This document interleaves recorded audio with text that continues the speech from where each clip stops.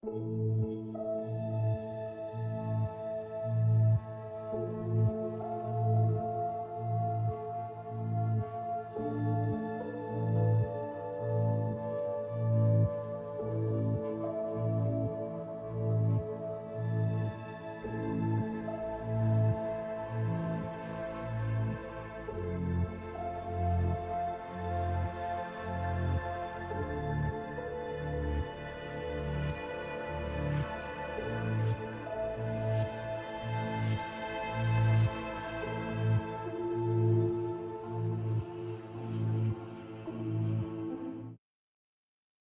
hello, hello. Welcome, everyone. I think this is going to be a fun one today. Yeah, I'm looking forward to this one.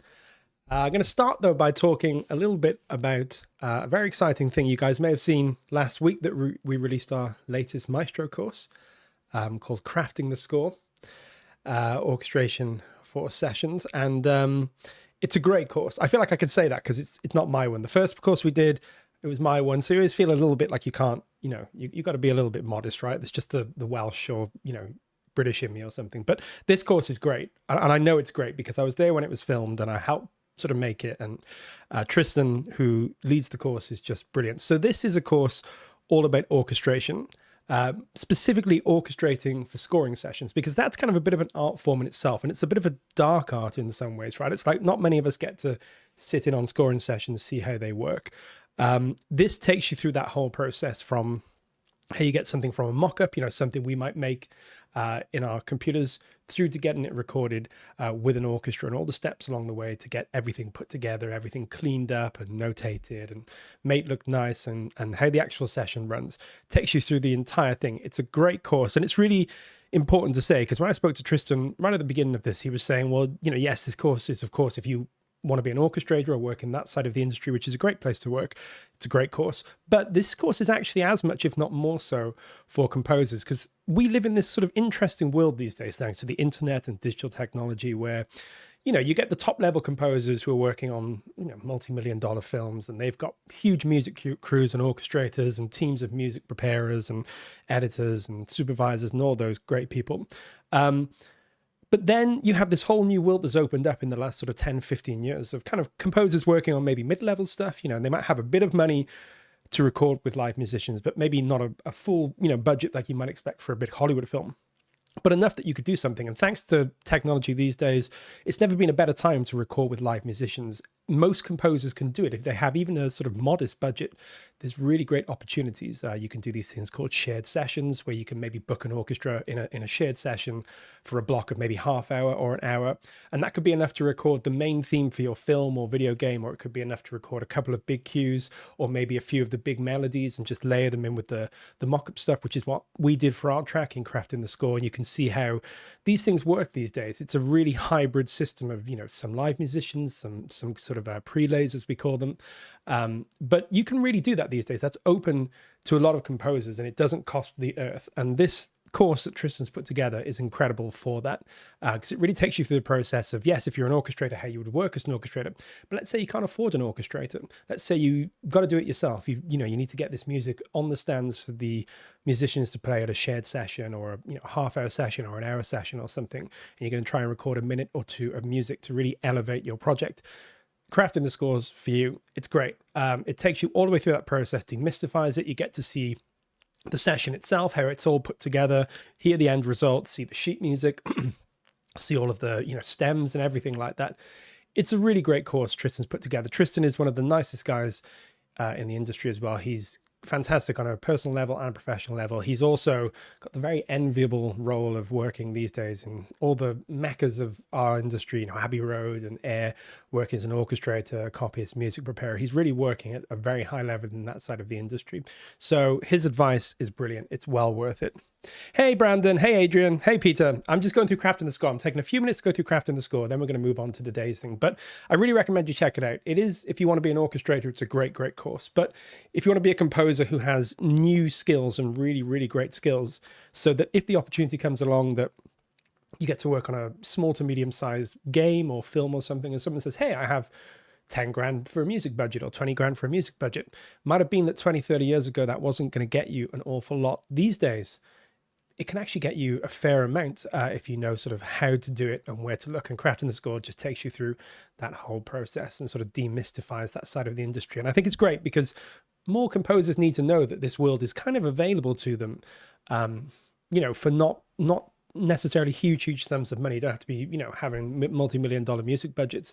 Even if you've got a fairly modest budget, you could get some players in, whether it's 20 string players or, 5 soloists or maybe a 40-piece orchestra. That's totally within a lot of reach as well.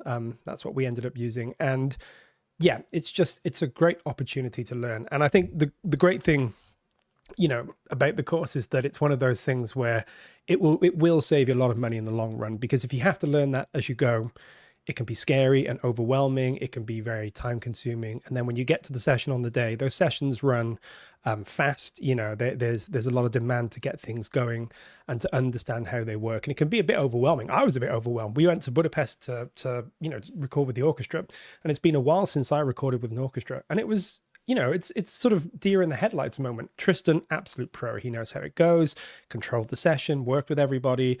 Incredible to see. I just kind of sat there and nodded and said a few things, most of which weren't particularly relevant. But, that's the thing. I learned so much sort of helping to make this course. And I think it's a really, really good course for anybody that's interested in leveling up their skills as a composer and what they can offer and what they can do. So yeah, go check it out. The trailer is over on our YouTube channel. There's plenty of information on the website as well. I think it's well worth taking a look at if you're really thinking about how to take your skills as a composer to a next level. So today, in kind of, not really honor, but because we've been talking about orchestration recently, we're going to be looking at an absolute classic soundtrack, Lord of the Rings. One of my favorites. It's brilliant. It's just such a great, good, old-fashioned, maybe not even old-fashioned soundtrack, because it's, it's very orchestral, very organic, but it's been put together in a really interesting way. Howard Shore, great composer, lots of great soundtracks over the year, and I think he was just the perfect guy to do the Lord of the Rings. He really approached it with a lot of kind of finesse and detail, really thought about the world, did a lot of research. I think he spent months writing these scores, which is not how most scores work. Certainly not these days. You'll be lucky if you get a month or 2 months. But I think he worked 6, 7, 8 months sort of crafting these scores, really thinking about the sounds, and the orchestration kind of reflects that. It's quite oddly orchestrated in some ways, but it all works, I think. And we're going to do a bit from it today. Hey, Jonathan. Jonathan's with us from the Audio Imperia team. Usually some of the Audio Imperia team float around. So if you want to ask any questions about the course or about anything else in general, feel free and we will try and help out as best we can. So yeah, crafting the score is well worth checking out. As I said, I feel like I was really lucky because I was the guy that got to write a piece of music that Tristan then worked his magic on, and it was mixed brilliantly and orchestrated brilliantly, and it came together. And I was very, very lucky because I feel like a bit of a imposter just sat there watching all these talented people kind of put it together. But it really taught me so much. I mean, it's been a long time since I've worked with orchestras, and I've never done it day in, day out like Tristan does. And it was just great to see somebody who does this, for a living at a high level at work, all the decisions they make, why they make them. It was so great. My messy mock-up, and there's all bits and pieces sort of out of place and nothing makes any sense. And Tristan was able to just go through and say, oh, well, we need to change this and move that, and that will sound good, that won't sound good. And then when we got there on the day in Budapest, heard it play, I was like, this is why you need to know these skills, orchestration, and particularly orchestration for scoring. It's a bit of an art form of its own. So yeah, well worth checking out the course. Okay, let's move on to today's thing, Lord of the Rings. We're going to do a section of Lord of the Rings, Fellowship of the Ring. Let me just move over to our door point of view. Here we go. So if you've seen Fellowship of the Ring, I hope most of you have, because it's a great film. And this is one of my favorite moments from Fellowship of the Ring. So towards the end of the film, they leave Lothlorien. All the bad stuff's happened in the mines of Moria. They're moving on, and they get to the Argonath, which are these 2 incredible statues of the first men on the Great River. And it's this really, profound moment. It's this almost mythical location in Middle-earth, and it's the first time I think that Aragorn and Boromir have seen it. I think any of them have seen it. It's a really profound moment. It's also the moment where you hear the Lord of the Rings theme, which if you don't know it, you certainly will now. It's this one. This one, which is a very kind of weird, unsettling theme. Perfect theme for the ring, because it really just gives this whole idea that something's not right. It's kind of beautiful, but also ugly, weird, but also kind of haunting. It's great, you know, but it's rendered fully on the orchestra, I think, for the first time at this moment. And it's such a wonderful way to kind of just make Middle Earth feel huge. This is how music should be used, right? It's like you just hear this theme in all its glory, camera floating over the statues, you know, the great river beyond. And it's just like, it's pure cinema. It's so good. And we're going to do it today. And I think it's going to come out hopefully quite well, because I think we've got some great libraries for this. So Cosmodium, I noticed at the beginning you'd asked about there's talking about the new course. I hope I've answered all the questions just in terms of how it differs from my course. My course is kind of an intro. If you're really thinking about getting into music composing and media composing, my course is like, if you've not done much of it, you know, you're maybe just starting out, or you want a kind of pathway to get you to the sort of beginning stages or the early intermediate stages. I think the Modern Composer Blueprint's a good starting point for that. You know, it just takes you through what it might look like to work as a composer, the kinds of things you might need to know, and then some of the musical techniques and some of the music theory. It's just really a good all-round course on some of the basics that you might need to know to really begin thinking about moving into the media industry as a composer, whether for games or films or anything. Crafting the Score is much more focused. It's focused purely on orchestration for scoring sessions. You know, but it's as much, if not more useful, because it goes into a lot more detail on that section, and it really opens up a side of the world that we don't get to see very often. You know, you just don't get to see many scoring sessions happening in real time, and you know, see all of the kind of the way it works, who's in the room, how you can, you know, talk to each other, how you communicate, how you get the end result. Yes, that's Jan, by the way. I presume who's writing this. Yeah, Crafting the Score is kind of taking skills to the next level. So Blueprint's great if you're starting out, or you just want a good primer for kind of how this all works, and maybe thinking about working with, you know, kind of virtual instruments and working in the media industry. Crafting the Score is very much about if you want to work with live musicians or have the skill to work with live musicians. And it's a great skill to have, because if, like I said, if someone comes along and says, I love your mock-ups, I'd love you to do my film, I've got a 20 grand music budget or whatever it might be, want to get some live musicians in there, you'll be glad that you have Crafting the Score to, you know, help you guide through that process, because it is a bit of a mysterious process. And Crafting the Score just demystifies it. And you can't get better than Tristan. He's, you know, one of the best in the game, and a lovely guy as well. Great to learn from. And yeah, it's been a great experience for us. And I think it'll be a great experience for anybody that wants to take the course. Okay, so let me play you this piece of music. It's all mocked up on piano as well. Move it bit by bit to the orchestra, and hopefully it's going to come to life. And granted, Blueprint course takes you far because we packed with so much. We did a bit of an epic with Blueprint. We really just covered every base to really get people, you know, everything they need to make a start. Oh yeah, we can do this in 6 months. We did not do it in 6 months. Spoiler alert. It got bigger and bigger. Okay, let's play this and then see if you recognize this. If you don't, hopefully by the end you will. Here we go.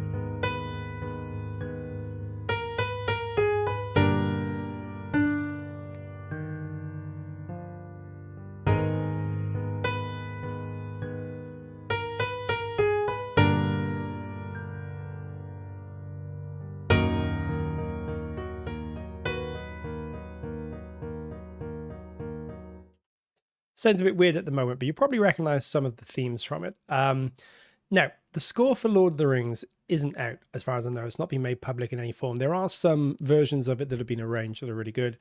I'm very, very lucky because over the years, I've had a chance to peek at the sheet music for Lord of the Rings a couple of times through sources, you know, and I've been able to study it a little bit. And this is mocked up pretty closely to what I remember. And I studied it quite a lot in the couple of days that I was able to, from what I remember of this scene. There's some quite distinctive orchestration. So I think this is going to be pretty close, kind of close to what Howard Shaw wrote. I'm not sure if it's exact. I'm sure I've forgotten some things or didn't sort of fully grasp some things, but I was really lucky to be able to study the score. Great score and very unique. You know, he's a really unique orchestrator. He's a much more plaintive orchestrator than someone like John Williams, where there's lots of flourishes and crazy rhythms and, you know, counter melodies and counter sort of motifs and stuff. Howard Shaw is more simple in some ways, quote unquote, certainly for Lord of the Rings, but there's a lot going on. There's some really interesting orchestration choices and some beautiful music, and it just works for Middle Earth. Middle Earth is this ancient, kind of mysterious place. You don't want music that's too sort of lively and Mickey Mouses, as we call it, too much of the action, you know, where like everything is being aped by something going on in the music. No. This is very much just mood setting and kind of creating this beautiful feeling, I guess. Yes, unfortunately not a descendant of the Shaw family. My sources are not as exciting as that, but I was very, very lucky. I was able to see the score, and it's the score. I will just say that there were symphony concerts over the years, and I had some friends who enabled me a little sneak peek, just there and then. I was able to go through, I mean, I love scores, and I was able to memorize chunks of it. This is my best recollection of it, and listening to it back today. It's probably not perfect, but I think it's pretty close, you know. Okay, let's start by, I think this is going to be a dolce today, or certainly dolce is going to be one of the layers. So let's start by opening up our basses. Let's get some basses in. It's very simple. A lot of these lines you're going to be like, oh, it's just one note, then another note, then another note. But as they build up and layer and harmonize together, they become really, really interesting. So let's take this. Lord of the Rings, yes, it will be cool. I think it's going to go well. I mean, maybe not. Maybe by the end I'll be like, oh my God, I should never have started this. But I think it's going to be good. Okay, so.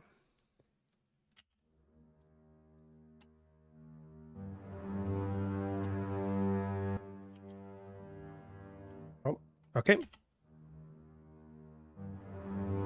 Oh, what's going on here? Not a good start. Don't know why my computer is going crazy here. Hopefully it's just one of those weird little quirks.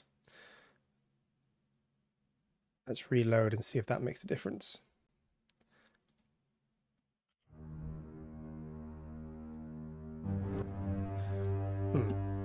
Let's see if we can figure out what's happening here.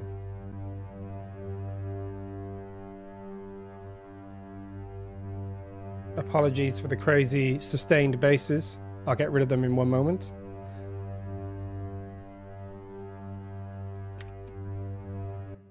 Okay. Don't know why this is happening. We shall find out. We should investigate. Maybe let's try using the melodic legato and see if that helps. Or maybe there's just some restart needed. Oh, ignore that. Oh, look. Technical glitches from the outset. Oh.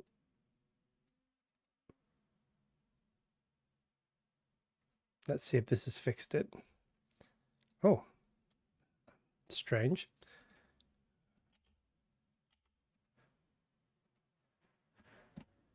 Let me just see if I can figure out what's going on here. Let's take a look.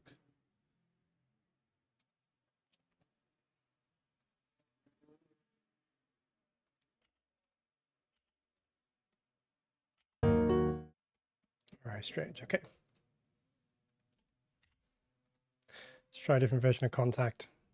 So far, we can't even get the basses going. Let's see. See if we have any luck here. If not, we might need to restart a Cubase. Okay, that looks to be a bit better.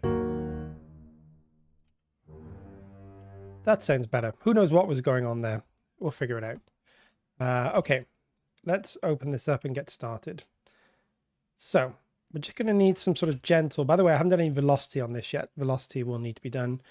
This is going to be all pretty straightforward stuff, but as we're going through, we're just getting more sort of, there we go. And then at that point, then we will have to move to our sustains, but that's okay. What I'll do is I will copy that down to our sustains and then hopefully open these up and not have any issues. we'll see. We'll find out what's going on. Makes me feel good. I'm not the only experience. It happens to even the great out of it. There's nothing great, unfortunately, about me, but yes, it definitely happens to everyone, and it definitely happens to me. So you can watch me flail about in real time. I don't know why. So, you know, like I can never explain most of the things that go wrong here.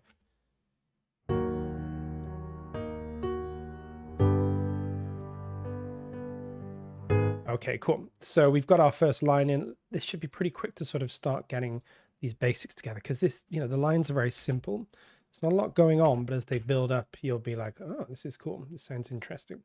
Okay, same thing here. I think we're going to enable our cello, legatos. I should have enabled these before we began, but never mind. Once we've opened them once, they'll be fine. There's certainly no spiccatos or anything in this, so it's all just going to be legato and sustain, I think, pretty much every string section. Okay, so let's do the same thing again. Copy this into both of these. For this, I'm only going to need the parts where the cellos divide. They divide at certain points, and so do the basses as well. So anywhere it divides, I'll leave that in at the end because that's going to be something different. And then same here, all the legato stuff, great. I'll leave anything that's doubled or tripled, that's coming out. So there we go. May move all this across. To use dynamic expression with the same curve. No, so I don't use expression all that much. If I'm working on something, maybe I've got more time, I would sometimes use more expression, but I'm actually just using modulation here, which is dynamics. Sometimes I use expression to get a little bit more out of things, but yeah, I actually don't use expression as much as some people do.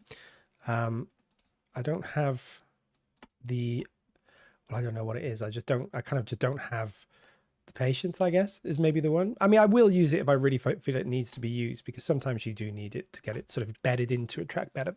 But on this occasion, no, I'm going to try, unless we really need to, just to use the dynamics, and that should be enough, I think.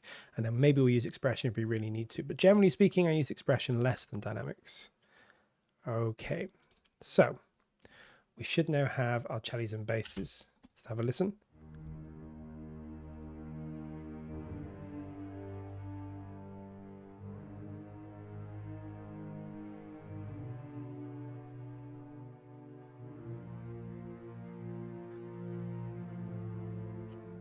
Nice. Okay, that's coming together. Let's get our violas in. So same thing here. Let's use legato and sustain. I don't know if they divide. It felt weird because I don't use expression so often. No problem at all. Yeah, I don't use it all that much. I know some people maybe use it almost completely in tandem with modulation. I don't, because I used to. It's because years ago I used to do audiobooks, and you do like an hour and 20 minutes of music in one timeline. And the more key switches and expression data I used, the more chance that I would get lost. And then I'd have to go back through thousands of bars sometimes of music and figure out, oh, I forgot to put a key switch here, or the expression didn't reset there. It just became a nightmare. So I stopped using expression. I tried to keep everything really simple. So that's probably why it comes from what I used to do, like these Warhammer audiobooks. And yeah, I just realized it was going to be a nightmare to try and do them with expression and key switches and everything else. So I had to come up with a simpler system. Some people will use it pretty religiously, but yeah, not me really. How about you guys? What do you guys do?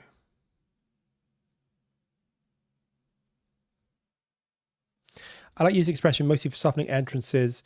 Yeah, that's a really good point, Brandon. Sometimes I use it on solo instruments, maybe like a specific case where I really need to sort of ride something in, or if there's a very specific ramp in at a beginning or something.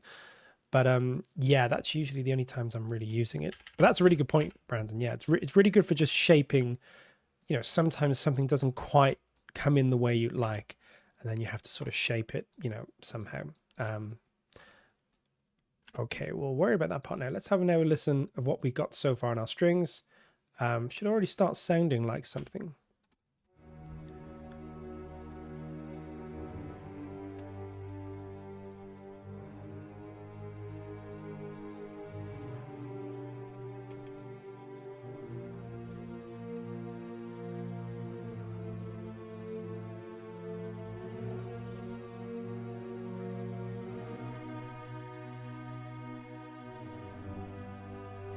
really interesting choices that Howard Shaw makes. You know, I would go as far as to say I feel like sometimes he's being deliberately quite odd with his choices of voicings and phrasings to kind of create this unsettling feeling. It happens a lot in Lord of the Rings. I mean, he's also done things like Silence of the Lambs, I think Panic Room, which is a David Fincher film.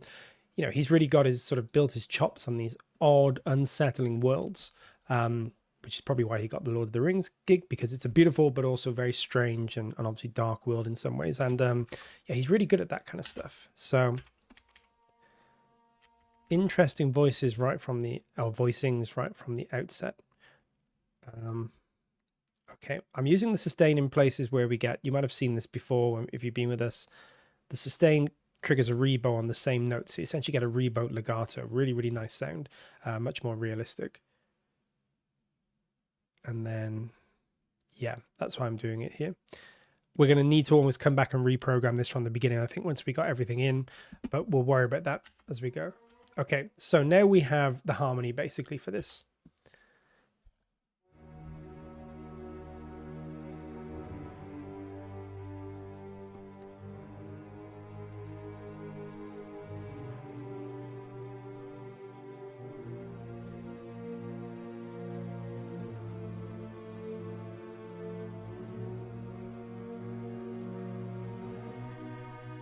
Really strange, right?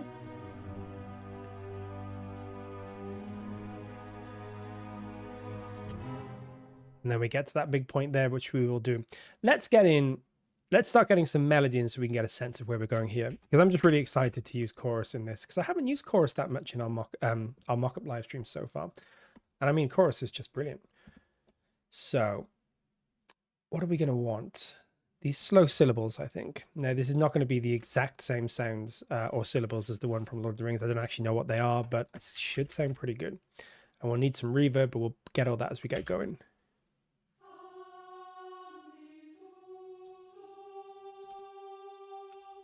Nice. Okay, so.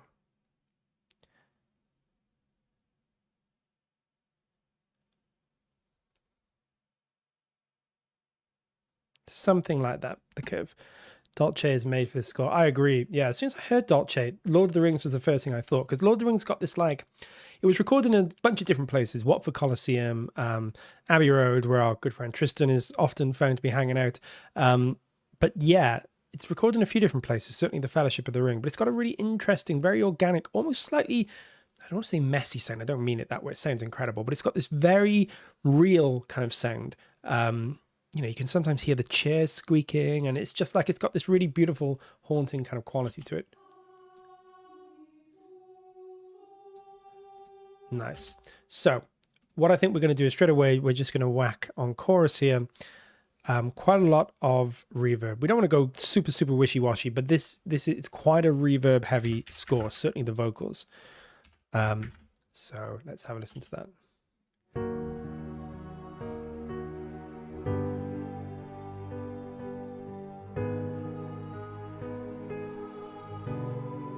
Nice. We're getting there. We're starting to get somewhere with this. Let's start muting some of these because we don't really need to hear them now, right?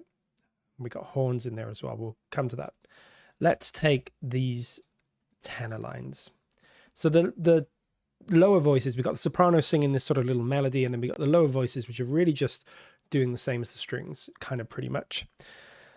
Chorus listened to purchase for a long time. I think it's arguably the best chord library out there. I feel biased, but I will say this honestly, that I think pound for pound, definitely, you know, in terms of just having a bread and butter, you know, choral library that will do 80-90% of what you want, chorus is brilliant. You know, and like I said, I feel a little bit biased saying that, but I also feel pretty confident saying it too. Okay, so we're going to want maybe these oohs. It's just great. I think it's made for stuff like this. Yeah, so something like this. I'm going to sort of reprogram once we got everything in, because I think the most important thing is just to get everything kind of in and roughly working here. Okay, so something like that, I think. And you know what? What we're going to do, because we've just got these male voices, so we're just going to take our basses and we're going to plonk them. Plonk is an official musical term. Plonk them in the same space here, I think. and then we just glue it all together. Then we should have all our male voices kind of working. Okay, so do we have everything where we need to be? For some reason I think they're all a little bit out of whack. That's fine. Yep, it's supposed to be there. Yes.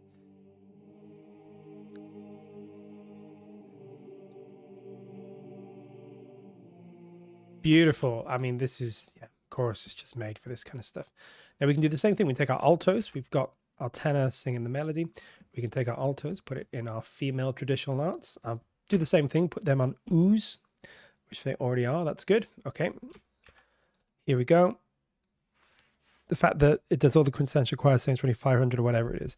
Thank you, Peter. Yeah, I mean, I genuinely think, you know, because like I said, obviously I'm here using Audio Imperia stuff, but genuinely think that if there's one kind of library that you need to do pretty much everything you need to do, chorus, and then you can always find little libraries that might, you know, do some stuff that is more specialist, but chorus I nearly always go to. You know, it just does everything, and then now and again, you know, I may need something else, but it's pretty rare, to be completely honest with you. And yeah, certainly for stuff like this, I don't think there's anything better for getting this kind of sound. Okay.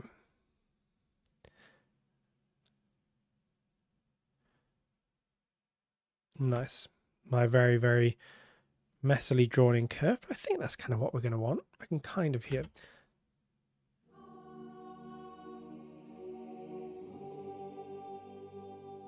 Beautiful.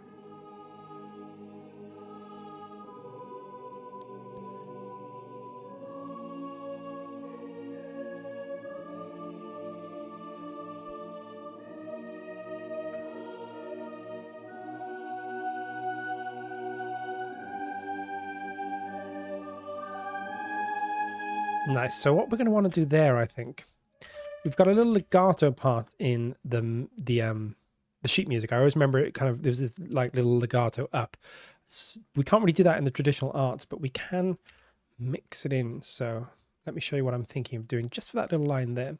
Let's take, we got the traditional arts. Let's duplicate, I can't speak today, duplicate them. That's going to give us the same line, but then we can take it out. Might take a second. There we go. I'm going to come up here and I'm just going to, for that last section, just literally that last section there, where we're going to want the overlap line. I think together they'll layer to kind of create the sound that we want. But as you can hear, I mean, hardly any programming, chorus just sounds great. That's down to how well it's been put together. It was put together before I arrived at Audio Imperia, maybe just around the time I was getting into Audio Imperia, but beautifully mixed as well by Scott Michael Smith. That's the mix I'm using.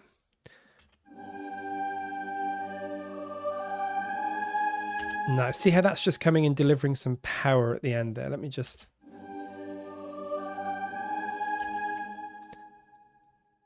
listen to that in isolation. I'm going to want to kind of ramp up to that. Hey, Bannerman, thank you for joining us.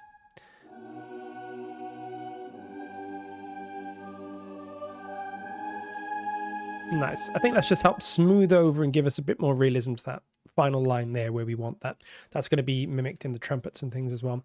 I'm also going to try and use some Poseidon today. It's going to be a mix of probably Jaeger brass and Poseidon brass, but Poseidon's got that sound, you know, like Dolce's got the kind of Lord of the Rings sound. Poseidon, I think, has got the Lord of the Rings sound too, kind of. Something just very organic and beautiful and warm about it. So let's listen to everything that we've got so far, and we should be starting to get in pretty good shape here. It's definitely not going to be perfect, but we should be starting to get somewhere.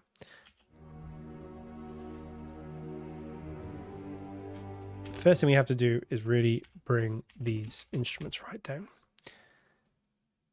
These are really playing at these lower volumes here. And that makes sense. I mean, the choir is very quiet, so the strings are going to be playing very quietly too. So I've over-egged the pudding here. But that's fine.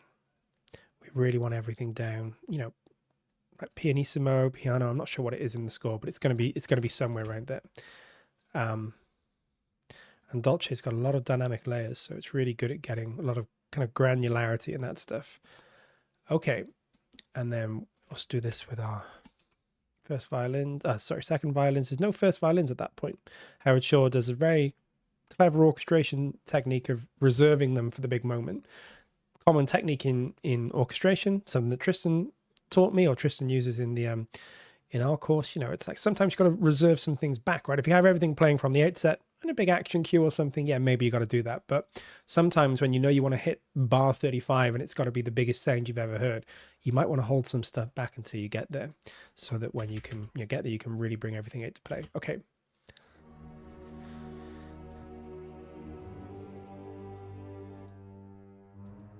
Okay, so let's start getting this stuff kind of programmed a little bit. We're going to want some gaps. These little phrases are sort of joined into two chords, so we kind of want little breaks every two chords or every two bars.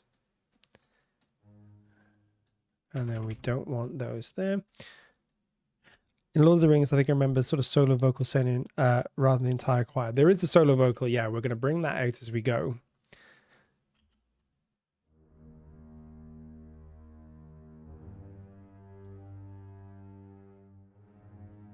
See, we're just making some breaks.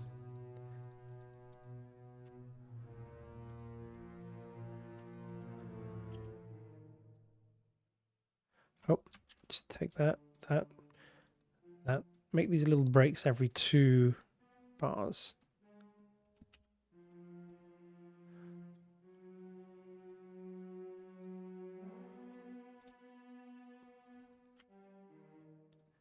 Let me just double check as well one thing. Yep, okay.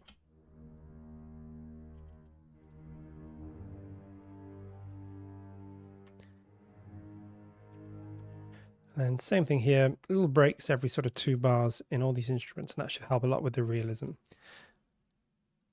Okay, nice. And then same, I'm going to just make a bit more of these. Okay. And maybe sort of up to about here-ish.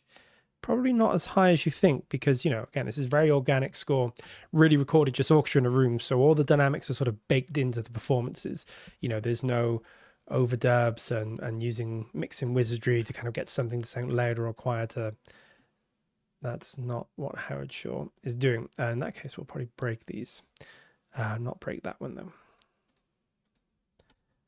You know, I really love the sound of just an orchestra in a room playing, you know, together, these lines, just so powerful, especially with pieces of music like this. Okay.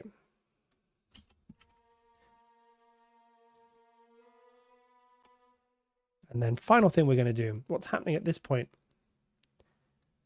is to increase some tension. Again, something you don't get as much these days is tempo slowly increasing, just every few bars or so. We'll massage that as we go, because that might be too fast, but it's getting faster.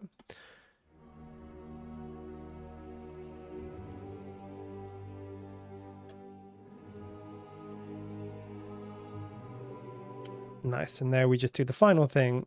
Let's take a look. I'm just going to bring up a bit quiet here, so I'm going to bring up vocals in relation to our strings. Maybe around 8 dB here.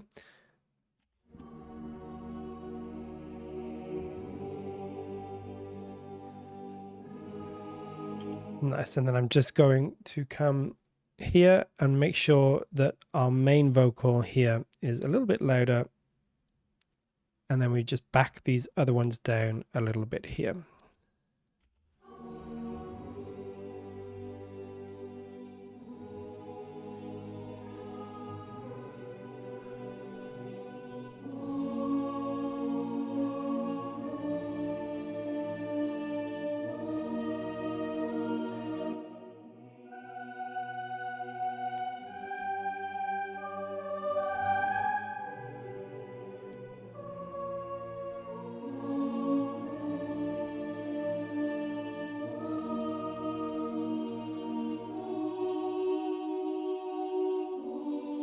So we see we're just getting this sort of all roughly programmed where we want it here. I'm going to want even more, I think, reverb. It's a really pretty reverb heavy chorus in this. Okay, so here's where we are so far. We're starting to get somewhere.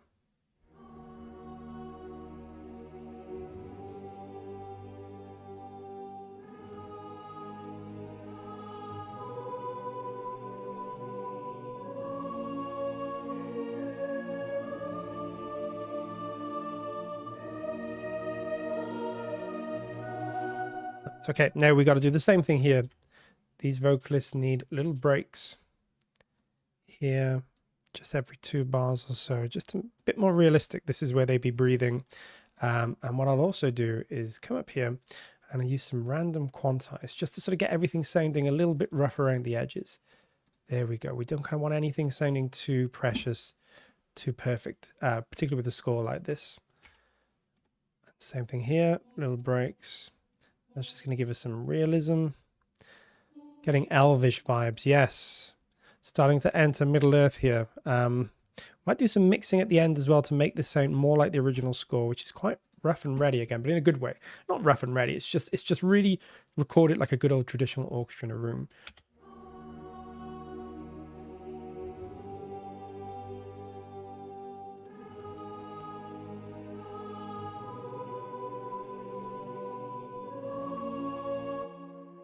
Okay, now we can start bringing up these strings a little bit. Now we're sort of getting a vibe for everything. They can come up a bit more. Maybe it's this sort of section here.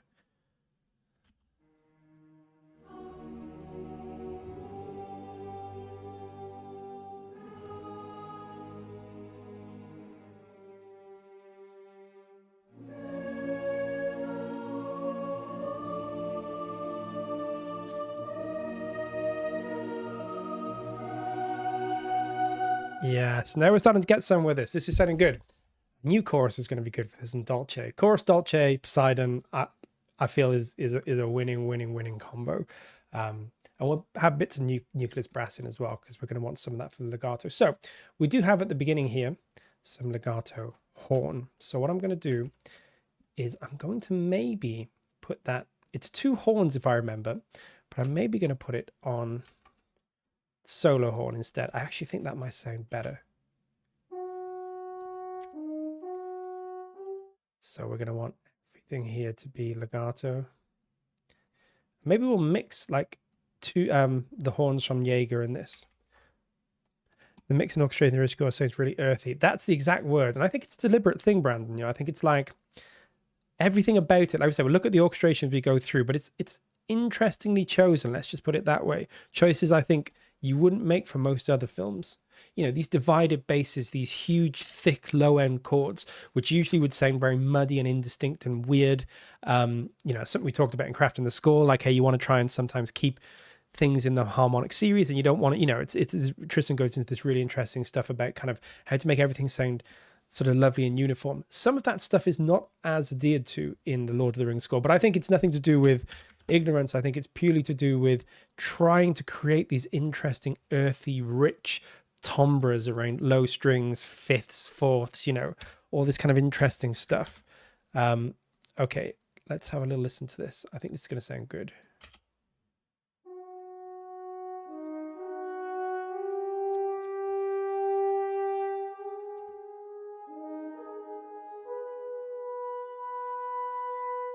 Nice. Okay. So we're going to want, I think, not as much dynamic movement there. And then what I'm going to do is take that, I'm going to put it quietly in something like the Jaeger horns, which is 6 horns. Sounds weird having 6 horns and a solo horn playing at the same time.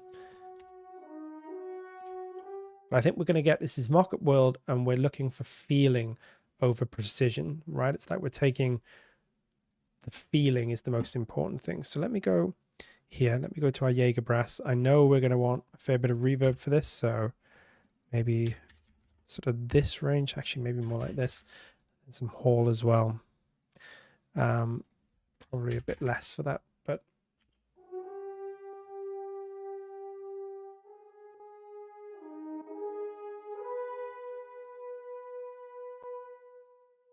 yeah, that's starting to sound good.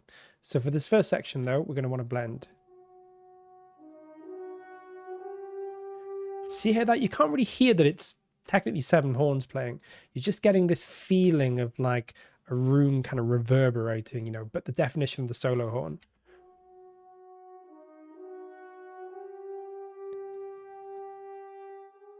Without,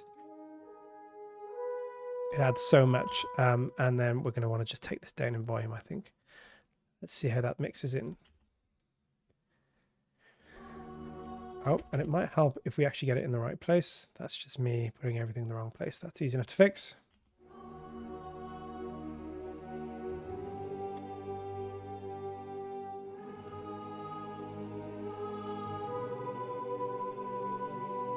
Nice.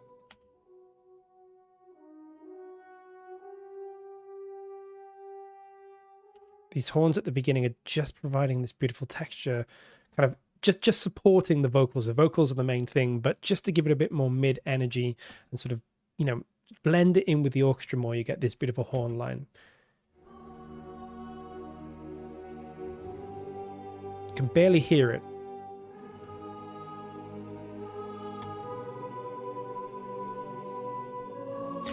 Nice. Okay, and then we just bring those horns off a little bit earlier there. We don't want them to go all the way to the end of the bar. Oh, we definitely don't want to. Let me save. Press something then. What are the settings on your reverb channels? I shall show you now in a minute, Sacha, but they're nothing special. It's Valhalla reverb.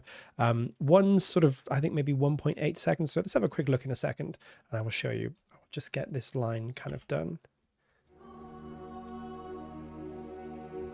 And then finally, I'm going to put a bit of, well, there's already some reverb on the strings. So I'm going to put a bit more on the strings. Not quite as much because they're already very roomy, the Dolce strings, but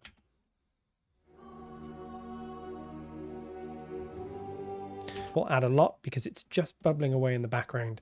We've got a great harp in nucleus, and I can just do a bit of mixing to get that in with the rest of the instruments. Where's my harp? I'll put it in my, of course, put it in here in my pitch percussion. So the harp is doing this beautiful, just these little picked out lines. Oh.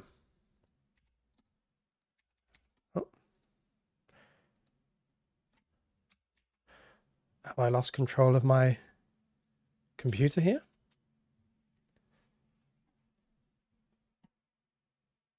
It appears that we might have done. Always having trouble with this key editor on here.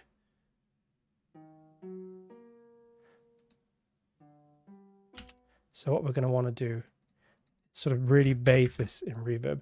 There's a weird bug that I'm noticing in Cubase at the moment, which is just sometimes causing my key editor to not show up properly.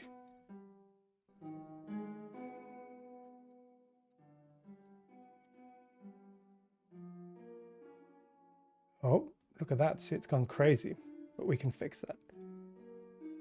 There we go.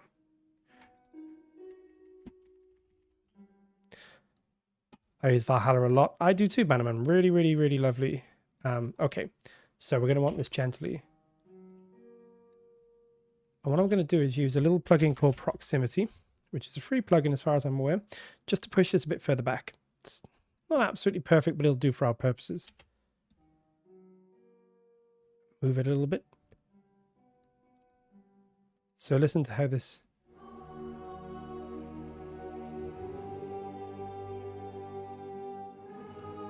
It's just adding some motion. Otherwise, it's a bit too static. That might be a bit quiet, but that's fine. Bring them up sort of to around there.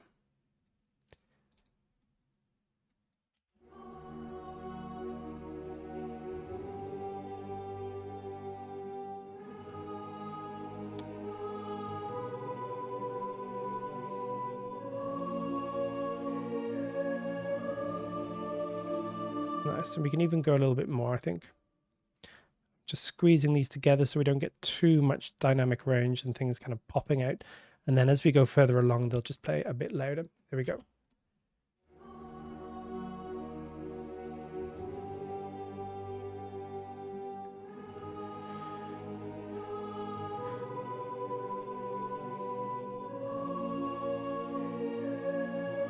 Nice. Now at this point, I love this. The orchestration here is just great. So we start off with the horns, the vocals, the strings. That's pretty much all that's going on. Then we get some beautiful trombones happening here. and some other stuff, which I will show you as we go through. I'm going to use, I think, Poseidon trombones. They sound incredible. I think they're going to work brilliantly for this. So I'm going to duplicate this.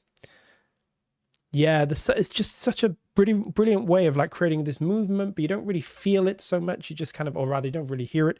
You're just feeling it, you know. It's such a brilliant way of like doing it, you know. Great technique as well if you guys ever just feel section's a bit static, but you don't want to introduce some rhythm, really, you know, strong rhythms, some short strings, or, you know, too much percussion or anything. Sometimes a gentle harp or piano or some kind of plucked instrument like that will just sound incredible. Okay. I think I'm excited to try these. I think these are going to sound great. So let's name them. It's our Poseidon 2 trombones. And then, of course, they're all going to be down low here. So trombones are a powerful instrument, so you're not going to want these at this point to be much past pianissimo or piano. Something like that, I think. And same thing here. We're going to want to create some gaps for the musicians. And just for the realism, and we're also going to want to do, I think, some random quantize. Just give it some, that's fine. Give it just a tiny bit of realism that these players are coming in fractions of a millisecond. Perfection to be happens when things aren't perfect because uniqueness isn't defined by perfection. Yes, I agree.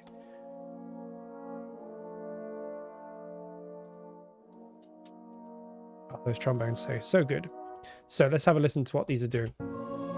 Let me come up here, mute the actual trombones.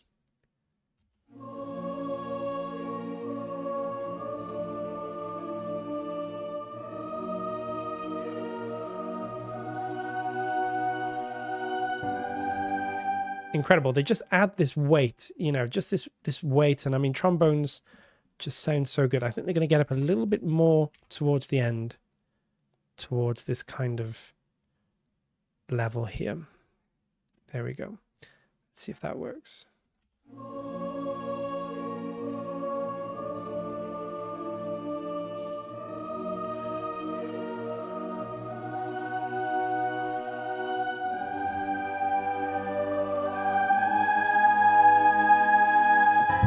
Yes, I finally have my Lord of the Rings orchestra with Dolce and Poseidon and chorus. This just sounds great on these libraries, I think. Let's take a quick look at those reverbs though, because I didn't realize I'd say we'd look at them. Sorry, Xiao, I didn't show you properly. So I'm using a really simple setup. Here we go. My room reverb is about 1.9 seconds delay, a little bit of pre-delay just to separate it from the main source a bit. Then the high cut depth is pretty much as it usually is. It's the large room. And then I have a second reverb, which is my hall reverb, which is the Valhalla vintage verb, slightly longer decay, but I use it less than the room reverb just to give everything a little bit more sort of depth. Again, slight pre-delay, mixes on 100% because I'm using it as a send. If I was using it as an insert, it would be much less than that. Got some cuts going on just to make sure it doesn't get too rumbly or kind of muddy, I guess. But yeah, hopefully that shows you. It's all pretty simple stuff. These are pretty much presets. You know, I think they're pretty much almost as they come, just with a bit of changing of the delay and pre-delay, just to get it where I want. So yeah, it's all pretty simple stuff. Okay.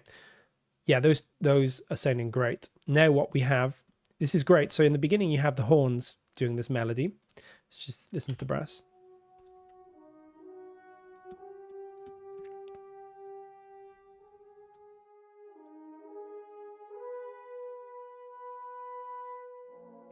And then what you have going on here is as the piece gets more intense, the horns are taken over by the trumpet. It's a great, great technique just to add, you know, the fizziness of the trumpets, the more brassy elements of the trumpets, which we're going to do now.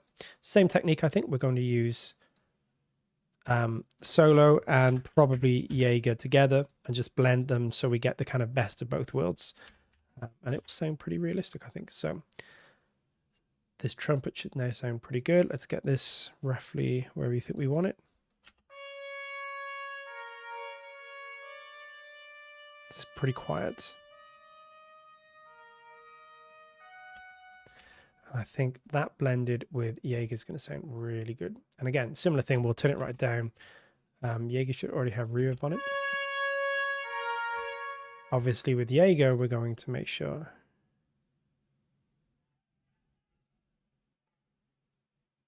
something like that. And then we're going to obviously come in and make sure all of this is legato, because that's really what the secret sauce is going to be here. Oh.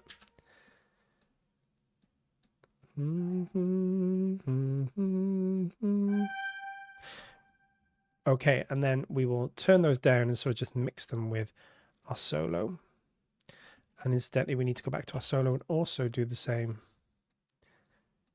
And then maybe if we got time, we'll come in and you can really massage solo with like different legato types and things.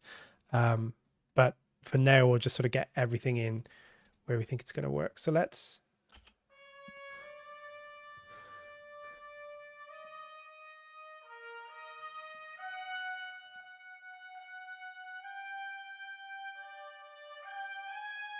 Beautiful. So altogether, that should sound really nice.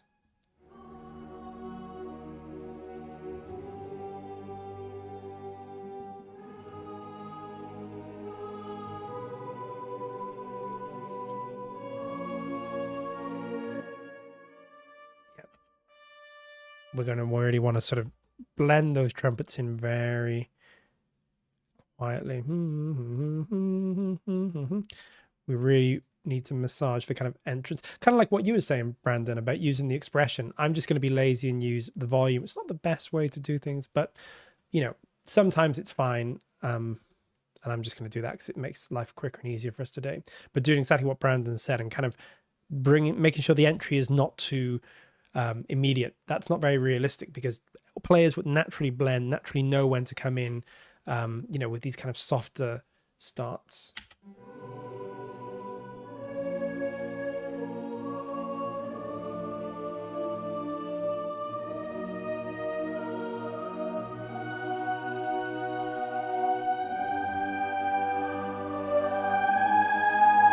Nice. We'll fix up some of those vocals again, a bit out of hand there, but that's okay. We are cooking on gas now, I think.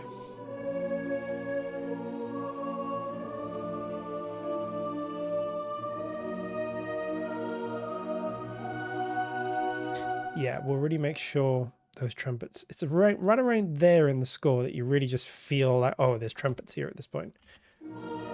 So really kind of... Hello, you might have lost me for a moment then. I don't know why, but I think I'm back. Apologies if you did lose me for a second there. I think we're back and working though.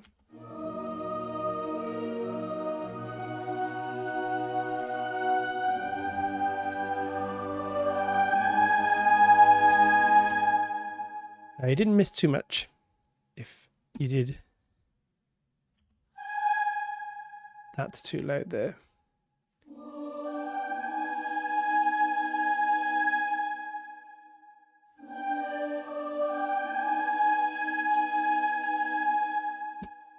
I appear to be back on. So yeah, I was just doing these trumpets. So let's see where we're at. We've kind of got this intro pretty much done now.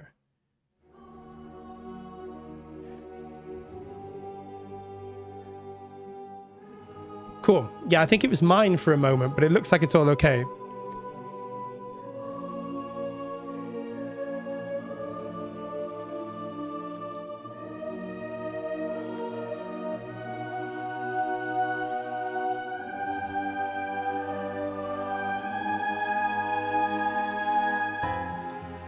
Okay, we're getting to the interesting part now, but let's just a little bit of fixing it.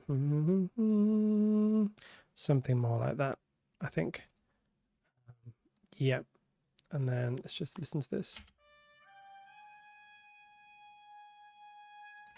Same thing here. We're going to want a moment there in the trumpets. Okay.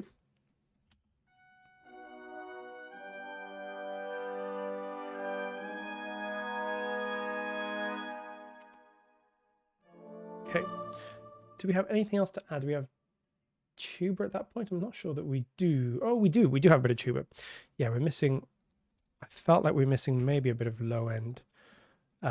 Makes sense. As the brass is getting bigger, we want to go higher and lower. So we've got our Nucleus 2 tubas. I think they will be more than adequate for today. Let's just make sure they've got the reverb on them. No, let's get a bit of reverb on them. Same settings as Jaeger because they're pretty much very similar. Okay.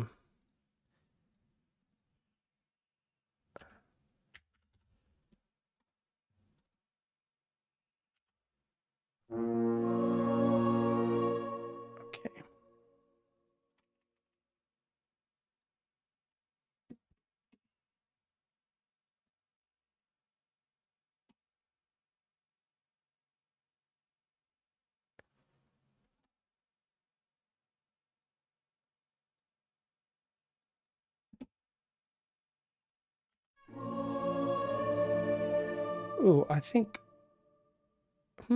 why are we getting, let me see if I can fix up this stream 1 second, because we seem to be getting quite low rates here.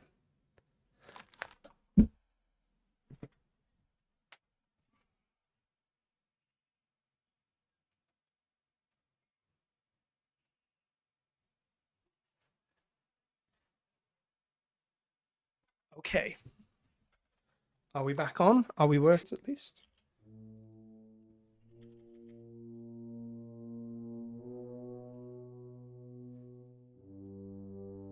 Do let me know if you're still with me, or I'm with you rather.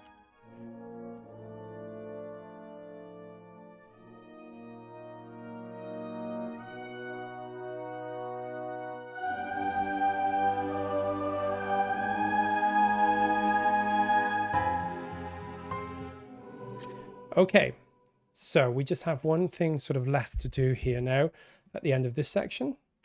Are I still with you guys? Hopefully I am. It looks like we're back on. Okay. Technology, eh? Technology.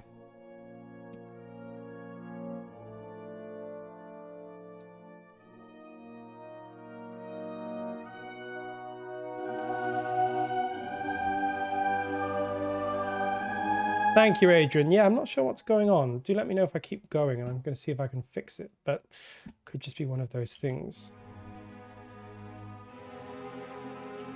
Okay, let's move on to this part then, while I'm still here.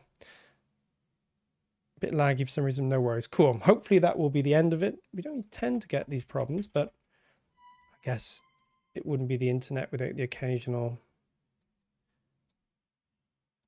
Okay. Problem. Yeah, hopefully. So here we go. Now it appears to be fine. That's good. So we're moving on to this sort of main part here.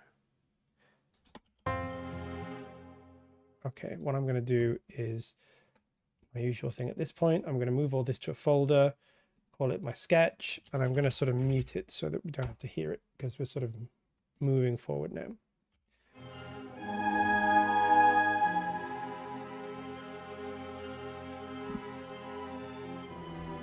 Okay.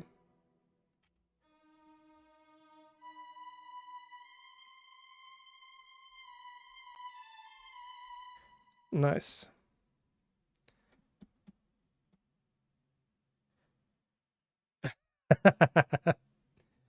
I wondered where that was going then for a moment. Jan, our head wizard, is recalling some of the best sections of Lord of the Rings, including the infamous "You Shall Not Pass." Okay, where am I? I want to bring this first violin in. And at this point, we may support with some array if we need to get some definition, but we'll see. You shall not lag. That's what I'm hoping for. Yeah, if anybody's got any spells. Saruman, who do we need? We need Wi-Fi the Wizard.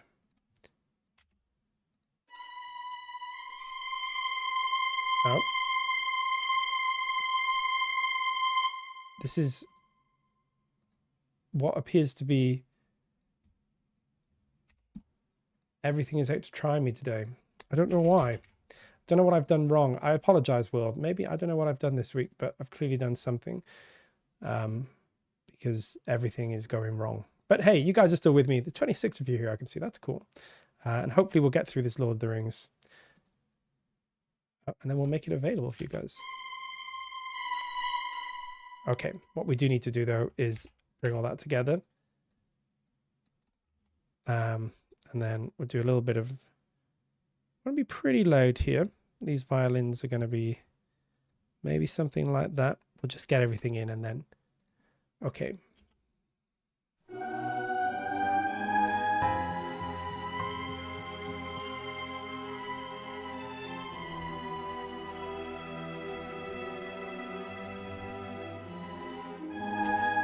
So Dolce Light, I'm going to forget everything here. It does have legato. It has most things, I think. It doesn't have the mic positions, and there may be some of the other slightly more kind of rare articulations it doesn't have. Dolce Light is great. Dolce and Array Light are fantastic. I think there's so much in them for light libraries. You know, we do these things with light libraries where they're not really that light. You know, they're sort of maybe missing some of the more advanced features. Full articulation range. There we go. Yeah, there's a lot in there. They're incredible. Dolce Light is really cool. And you can do, you know, most here. It's just sort of some of the sound shaping qualities and things. I can't defeat the PC demon. This would be happening on Mac too, though, Ollie. You know that. Okay, let's just get these. So we want... So yeah, really interesting divisions on the basses and cellos here.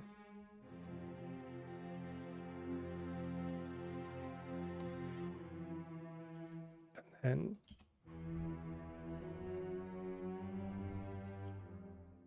beautiful sort of little line this. So we're going to want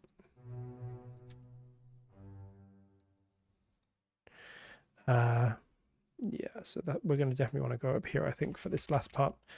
Yeah, these basses need to be increasing more as we go through.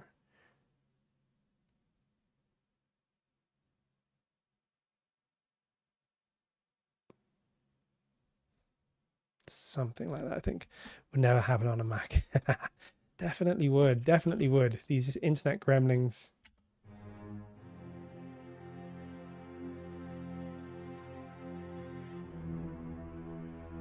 Nice. And then we have this little harmony in the violas. And that's just going to be providing more of a backing. Again, little gaps here.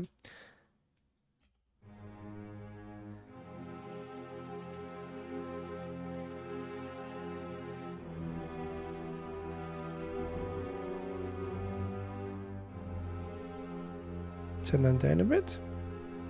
Sounds good. Odysseus is asking, you plan to do any Harry Potter? That's a really great suggestion. Yes. In short, I would say yes, definitely. I love the Harry Potter soundtrack. I know them quite well. I've got some of the Harry Potter scores as well, so we can dig into them and do them right. Okay, let's just listen to this sort of...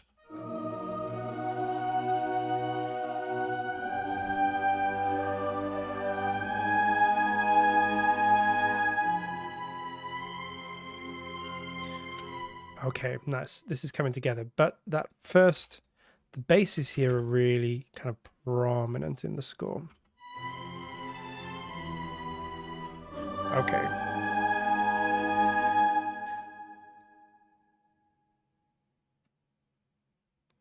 I think Harry Potter would be a great one. Thank you for the suggestion. Ooh, Jan's saying his buddy Jason just did a Harry Potter thing. I mean, we've got the TV show in the works. Right, so there's going to be plenty of Harry Potter coming our way.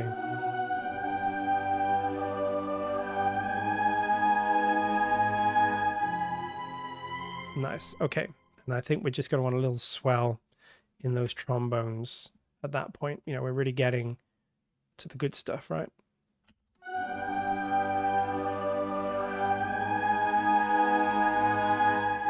Yes, there it is. Okay. What do we want to do now? So we've got in the horns, we've got the melody as well. So I'm going to pop that in our horns. They're going to be the Jaeger horns. We might have to double them up so that we can have them do different things. You'll see what I mean as we go, because they're doing, there's sort of one set of horns doing the melody, another set of horns doing some harmony.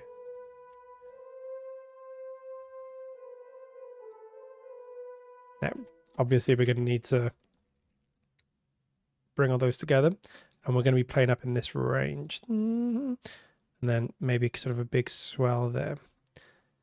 The horns are going to be what gives us the power, the horns and the trumpets here.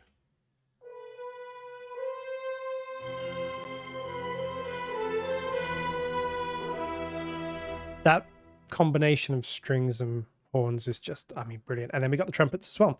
Let's put them in, because this is where we go full on the orchestration. You know, this is the big reveal of the Argonath. And I mean, it's, you know, this is where Howard Shore brings in all powers at his disposal to very, very great effect. Just pure cinema, this kind of stuff. You know, I love it. So we got a very powerful melody here. Okay, that was me humming the theme very badly. I love to see Harry Potter scores that Alexandre Desplat does. Yeah, great composer. Did amazing work. Jurassic World movie that came out recently. I agree. HP3, Peter, I agree. That's that whole period of time. John Williams, early 2000s, Abbey Road stuff. But I agree that it's some of the best music he wrote in that period. Azkaban, and beautifully recorded as well. Yeah, that whole period where he was working at, you know, Abbey Road, a little bit of Air as well, but mostly at Abbey Road. I think he did a bit of Air for the first Harry Potter, but I think that was more because Abbey Road was booked up. Funny enough, I think doing Lord of the Rings. There was some scheduling difficulties around that time. Lots of great movies being made, and yeah, they had to do some sessions at Air, but I think they eventually went back to Abbey Road and finished it.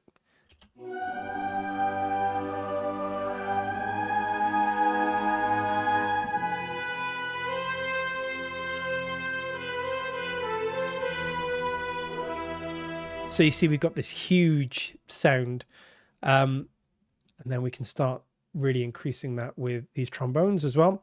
Let me just grab them here. But we've got trumpets playing chords, we've got trumpets playing melodies, we've got horns playing chords, horns playing melodies. It's a real big moment, this, in the score. Let's get those trombones in. And they're going to sort of do this thing where they back off a little bit and then they swell. Like this.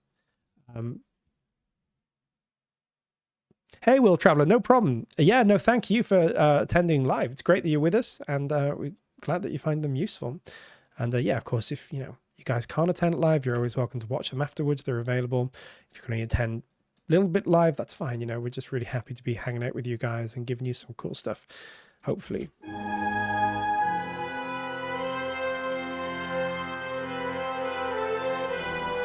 Now, what I'm going to do is my trick of layering, I say my trick, I mean, it's just a trick, but my trick of layering the Jaeger trombones, which sound fantastic, really brassy, with the Poseidon trombones at this point. Up until then, we don't need them, but here we go.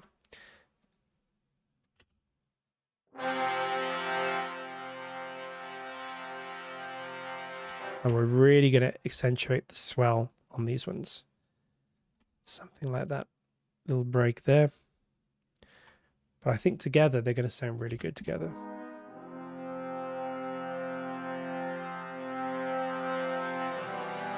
See how they just add this beautiful sort of brassy top layer, but you get the warmth of Poseidon as well.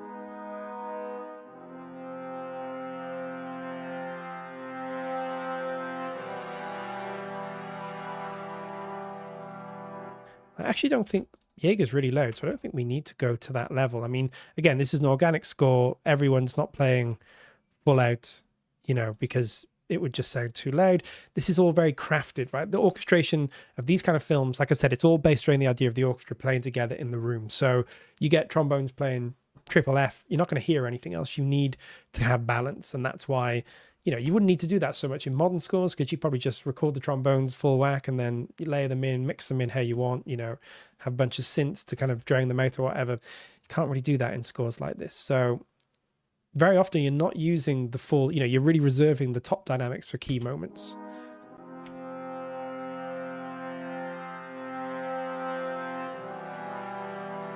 That sounds about right. Okay, and same thing here, one little gap here. Just we need a little moment to breathe, because this is, this takes a lot of breath to kind of get these things going. So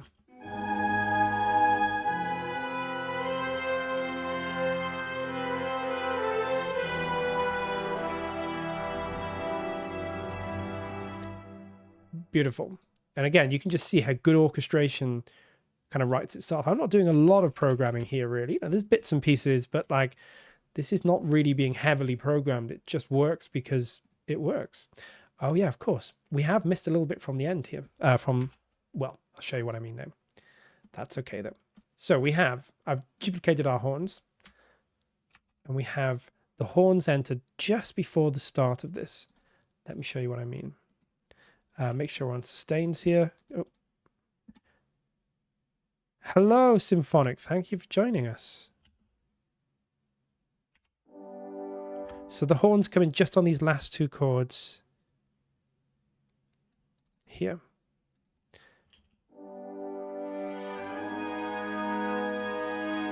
Like, it just sounds so good.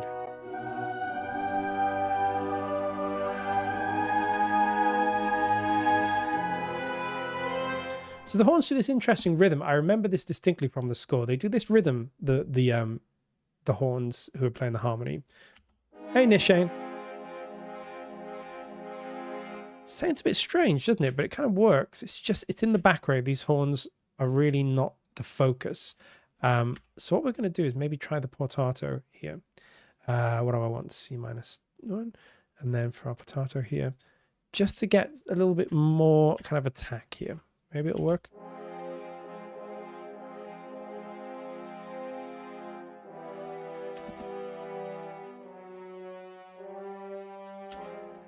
Yeah, that's good. And then same thing here. Little gaps here. Those key sections there are going to be a bit louder because they poke out a bit.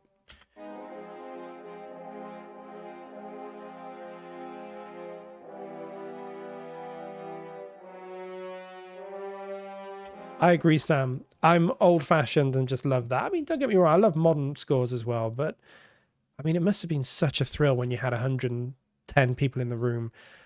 Sometimes the screen would be behind you. That doesn't happen so much anymore, but sometimes the screen would be there before the times of really advanced digital tempo mapping and stuff, and you'd be watching the film. I mean, you must imagine just how, like, the vibe in rooms like that, you know, films on the screen, you're conducting the music to that film in real time.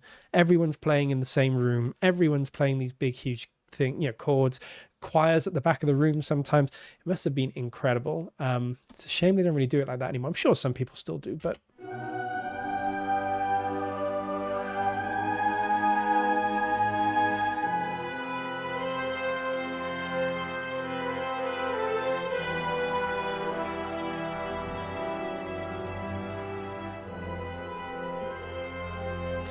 Okay, we're getting somewhere with it. We still need a bit more work, but we are making it sound okay. We need to get some woodwind in. There's some woodwind at this point, but we'll come to all that as we go. Let's try and get this brass, just sort of these first few bars where we want them. So we want tuba now. Tubas are doing pretty simple stuff. You know, it's all just bass notes, but it is important. They're providing that kind of low end and that weight at the bottom. So where are our tubas? There we go. They're really just carrying on what was happening in the beginning. And then again, we want these kind of swells. And we're going to have little gaps. Again, this is, you know, it's tough to play like big notes like this for long held notes. So.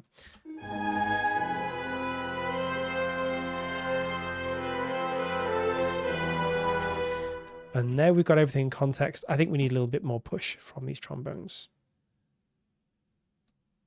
Imagine being a staff composer for a studio. Yeah, back in the day, staff composers, staff studios, the industry has changed a lot. You know, some of it for the better. You got to move with the times, but some of it, as an old-fashioned Hollywood romantic, I would have loved to have worked this way.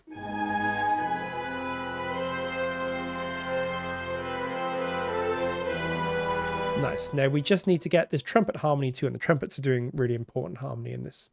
So you've got one trumpet playing the melody, and then you've got trumpets 2 and 3 playing a harmony. It's quite an important harmony. So we're going to duplicate the trumpets. You can see I've got them here. Pop them in. There we go. Close in mind, there's a job like that in the golden age. I know, yeah, you could just be a staff composer. You'd be a little orchestra there.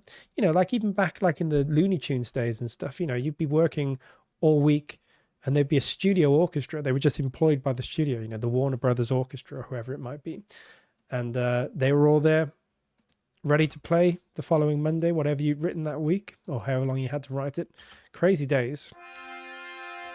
Must have been very interesting. Okay.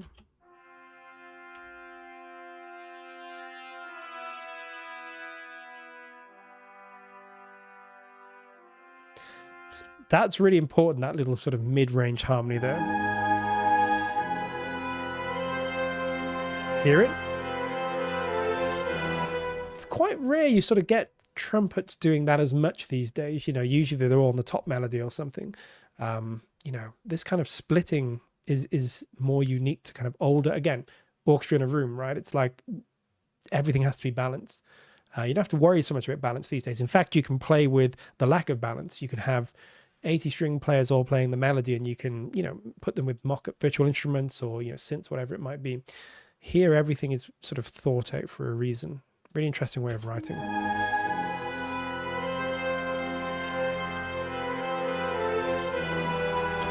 Again, that was what's so great about watching Tristan when we did Crafting the Score, was like, you know, every choice he made.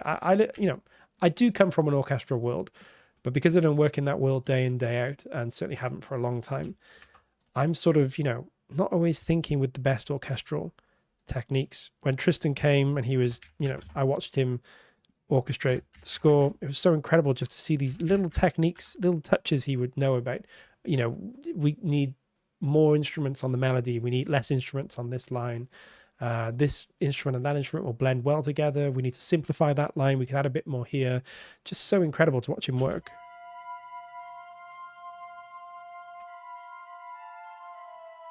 So we're going to do the same thing as we've been doing here. We're going to take the solo flute. We could use the one from Nucleus because it sounds beautiful.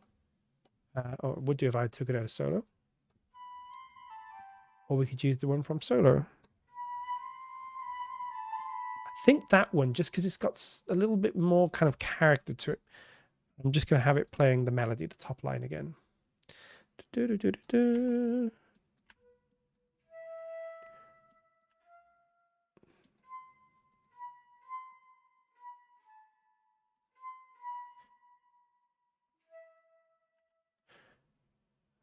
So it's all this stuff. And then we'll just blend these in. The woodwinds are mostly supporting. They're mostly just adding kind of character to what else is going on. There's not much, well, I don't think there's any real individual woodwind stuff going on here.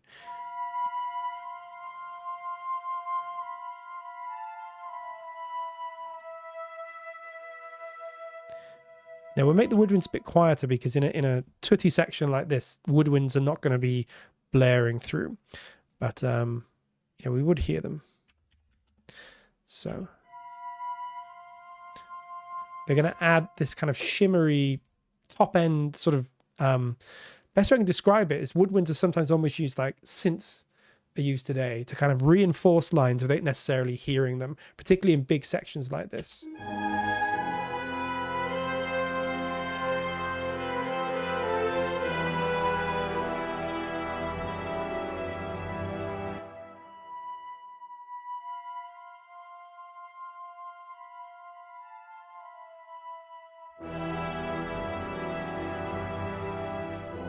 We're going to want breaks here. Yep, that's just me humming again. Apologies, guys. I've really become a hummer these days. And then we just can use a bit of modulation. Don't have to worry too much about this. I don't actually remember exactly what happens at this point. I think it's that.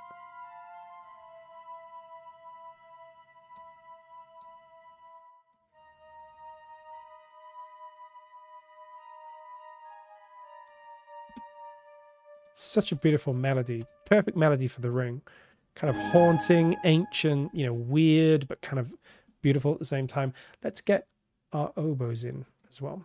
They're doing pretty much the same thing as the flutes. I think maybe an octave lower. I know my humming is it's getting out of hand. Sorry, guys.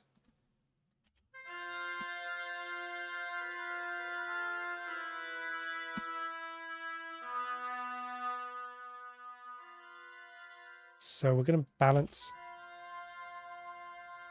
And we're going to do the same thing. I'm going to use the nucleus oboe, one of the best oboes out there, hands down. The nucleus oboe, instantly playable. Listen to this.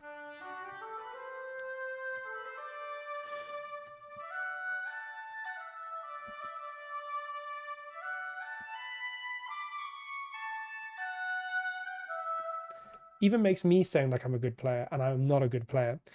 It's just so musical. I love it. I use it, you know, everywhere. You know, nucleus is worth it for a lot of things, but just for that oboe, I think, if nothing else, one of the best in the game. You know, you just get a bit of magic now and again when you're sampling instruments and something just comes out, and that was one of those moments, I think.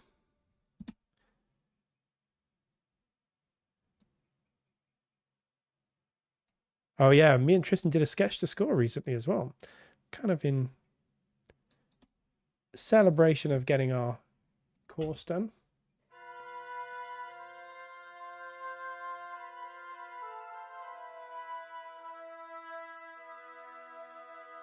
So let's listen to where we're at.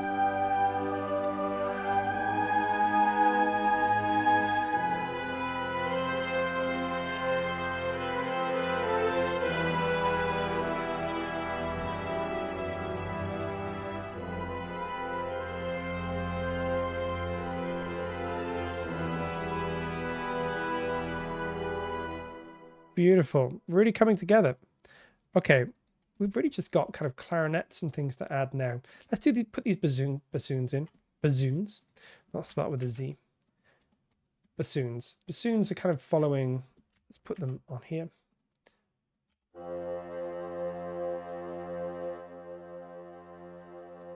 We don't have to worry about making these too realistic because they're just the textures. You know, you just sort of hear them bobbing in and out, but they're going to add. Lord of the Rings has this really, again, like we were talking earlier on, this kind of I think someone, maybe it was Brandon, described it as this kind of earthy quality. Woodwinds are a huge part of that because they sound earthy, right? They sound, you know, almost like they are kind of coming from the forest.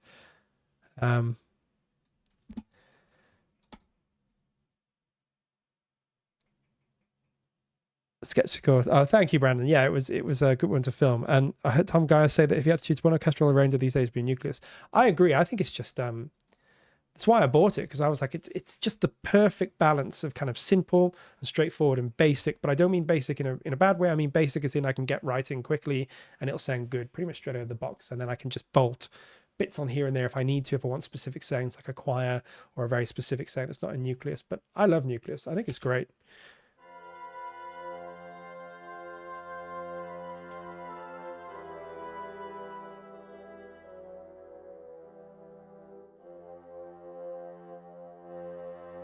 Nope.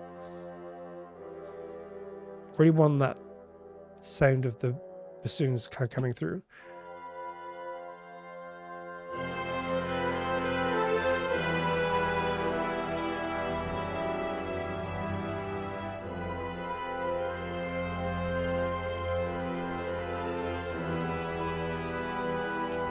Coming together. Okay, let's take our clarinets in, and we're kind of done with the main orchestration then. We obviously don't want that. Clarinets are here. Clarinets are just filling in some of the stuff that the trumpets and the strings are doing, but they add a nice warm texture. Again, it's one of those things you'll kind of miss if it's not there. You won't necessarily know, you know, hear it poking through.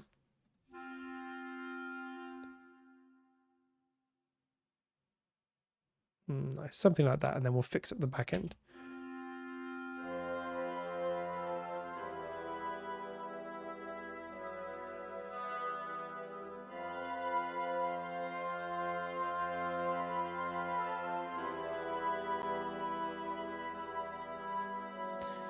Adrian, no, so I've seen the score a few times over the years, and I've been able to remember bits of it, but unfortunately the score for this doesn't exist. But I have seen it. I have seen the score, and I know it's Howard Shore's score because it was used for the concerts.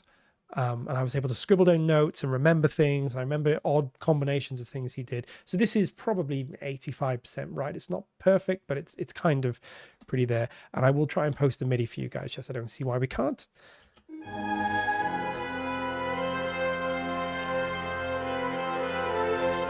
Now what we need to do is just focus on really just beefing up this sort of string stuff going on. Yep, and then same thing here. What I might just do here, you know what? What I might just do here is reinforce this melody with a little bit of a rayer. This is just good old-fashioned sort of doubling, but I think it's going to help. So on a rayer, it's going to sound like this. Oh, if I put it in the right place, it's going to sound like this.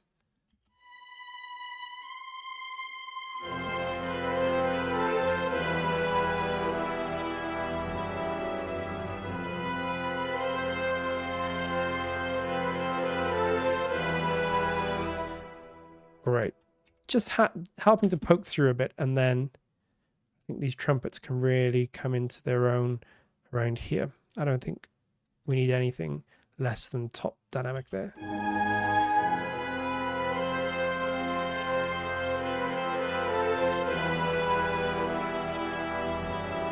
Nice. And we can really even push those trombones up even more, I think.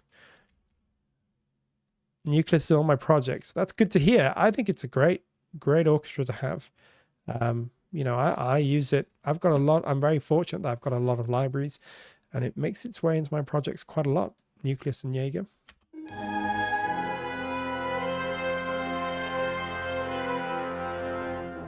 I'm just really trying to boost these swells here, and you're going to see something we're going to do in a minute to make this even more impactful.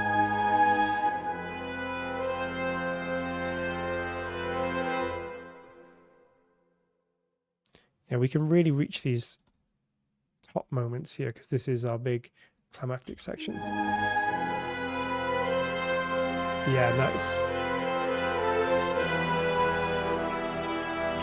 Now, before we move on to the end, we've got about half hour, 45 minutes left. We have timpani here, and it's important that we get that timpani in, I feel, because it's adding so much. And we'll do some mixing on timpani because it's sort of real back of the room timpani. You know, we want it, it's almost like a bass instrument, you know, and it's not always like that timpani. But in this, it's really adding a lot of kind of thunderous weight along with tam-tam, which we'll put in as well at some point soon. So Nucleus's timpani is a little bit sort of more modern sounding. Sounds great, but I think that we can sort of make it sound more appropriate for this. So I'm going to come in here. I'm going to make all these sustained. We need these nice swells here. I'm actually going to do it that way, I think. There we go.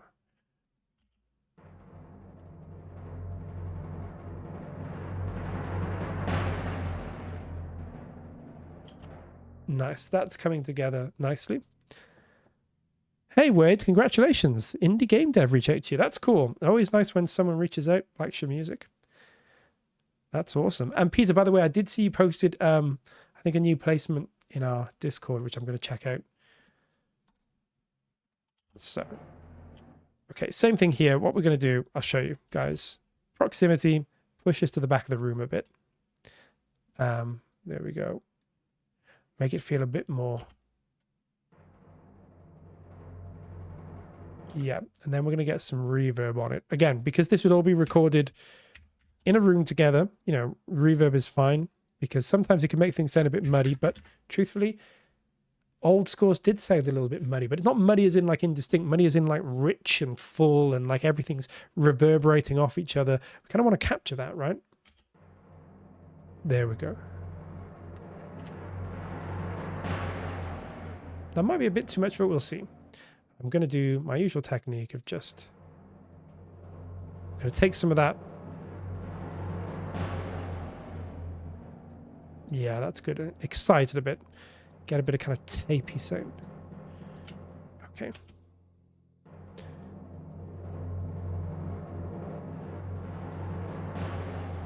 Okay, let's just take maybe a little bit of that reverb off.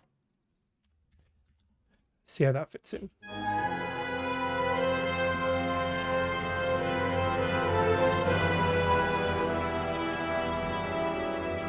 Yeah, nice. That sounds good. We want to bring that quite quickly down. you know, the shape of this, if I leave it going too much at dynamic range like this, have a listen, it's just going to sound really flubby and weird. So with everything else.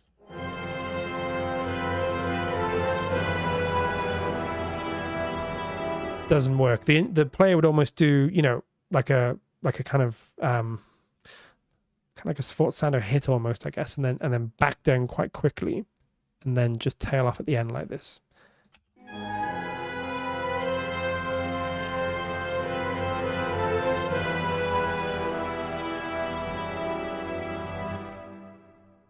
Maybe just a bit more like that, so it doesn't come off too quickly. Nice. Okay. And then same thing here. We may even reinforce this with some grand casse or something. I don't think that's in the score. I can't remember now, but we can always put it in if we're feeling that we're just missing something.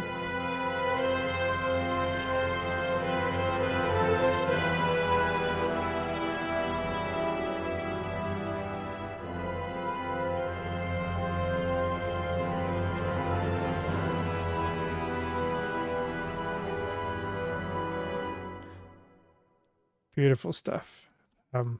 Howard Shore score, not my MIDI programming. That would be a bit weird, wouldn't it? Okay, so we do have a tam-tam. Let me find our tam-tam. Ah, where's my tam-tam? Is it down here? Yep, so we don't have tam-tam rolls. That's fine. I think what we can do is use a suspended cymbal.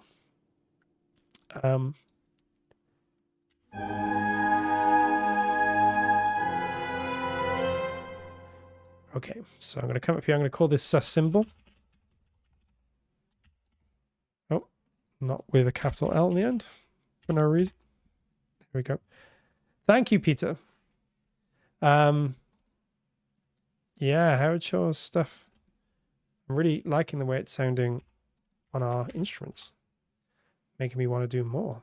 Okay. That's the one. Let me show you what I'm doing here. You'll see in a second. So, same thing here. Going to want some reverb on this.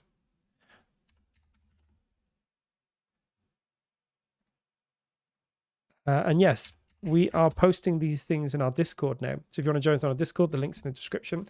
So I'll be posting as much as I can. Might not be able to post every single one that we do, but the vast majority, I don't see why not. And we posted our first one, the Marvel Fanfare.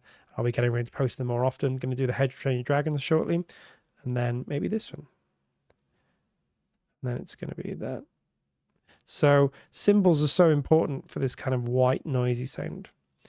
You'll see what I mean. It just adds this kind of excitement.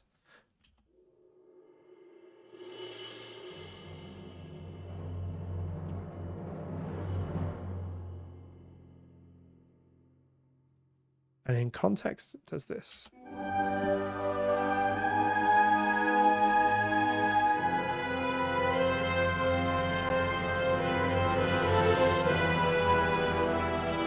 Yeah, nice. And we really need that to hit big there.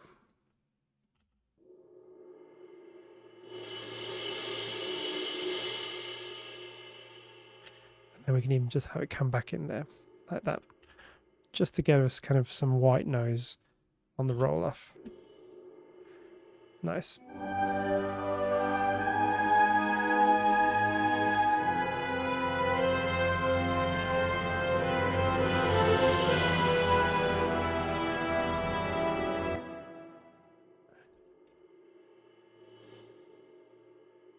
Just fix that up a little bit.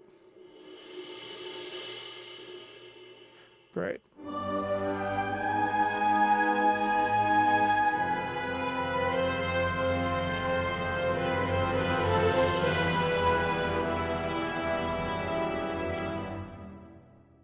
Brilliant, brilliant. Good stuff.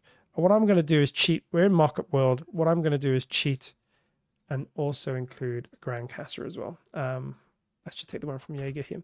We can get some really nice grand casse rolls here. So let's see what we've got going on. Maybe we'll use like these 2-second rolls here. So we're going to have them Oh, beefy. As I said, I don't think these are in the score, but we're a mock-up world. We're trying to make everything feel a little bit more intense, if you like.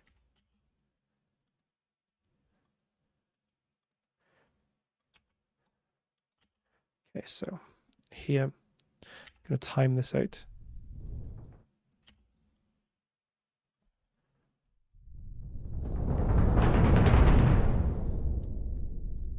We do have glisses that we have to add as well.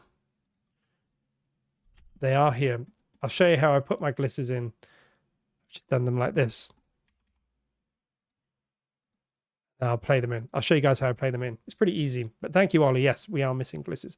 Okay, let's make sure these are not overpowering these grand casses. So we've got...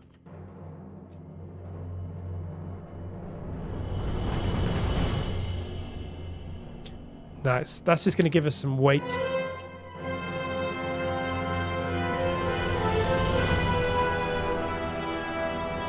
See, it's just adding something that the timpani can't quite get again, because these are, these are samples. Sometimes you need to beef them up a little bit, just a little bit more. Syncopated trombones. Yes, Tristan, that is true. If you haven't seen our sketch to score, I can only describe it as a genius inclusion by myself at the end. Offbeat, but chef's kiss. Sometimes I surprise myself with my musical genius.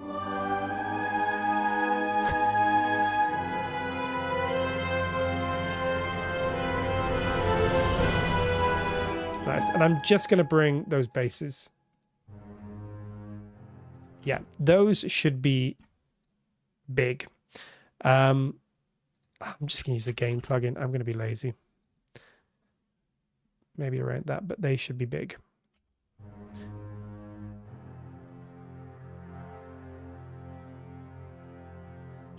And they should be swelling a lot more. There we go. We really need everything to kind of swell at this point, Same thing here.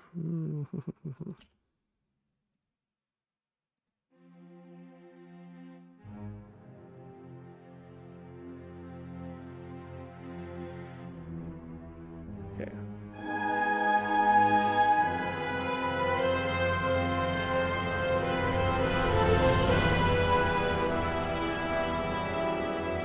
Oh, thank you, Tristan.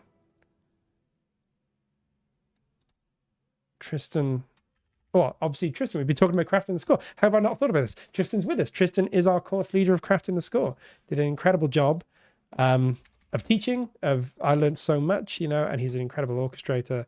And yeah, he's with us here now, which is great.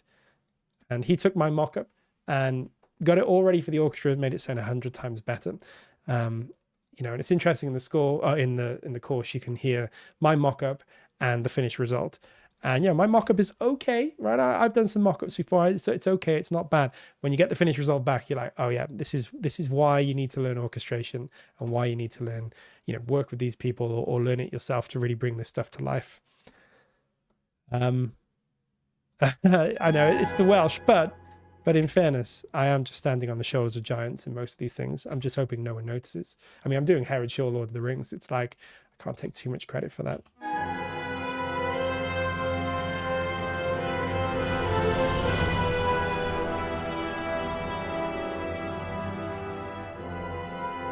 So we need sort of more of a gap here, right? Like those players are not just going to go straight into that next line.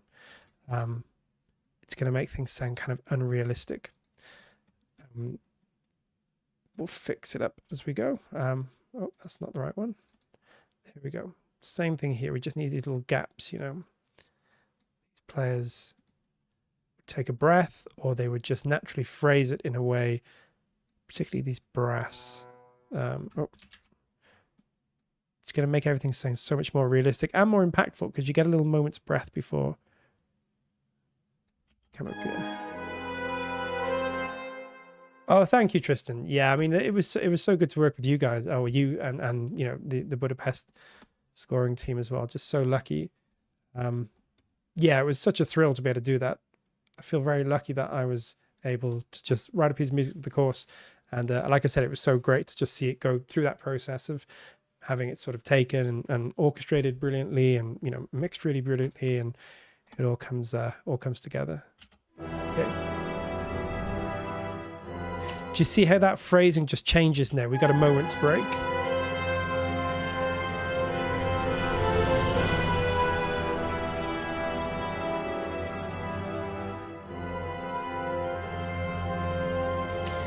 And then we can just accentuate that a tiny bit more. Because again, this is all conducted with by Howard Shaw, who, as far as I know, was not using a tempo map, was just, the good old fashioned way of just getting this where it needed to be. And as a result, sometimes these kind of big swells and things, you just speed up a little beat or two, right? It's not much, but it's just enough to add something. And we're going to imitate that a little bit here. And we can refine it as we go. It might not be perfect, but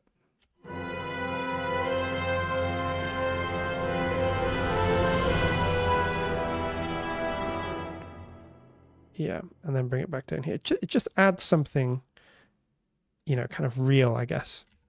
Again, obviously these days everything is recorded sort of to perfection in a way with, oh God, I'm getting all this. There you go. But yeah, back then it was all just kind of handcrafted.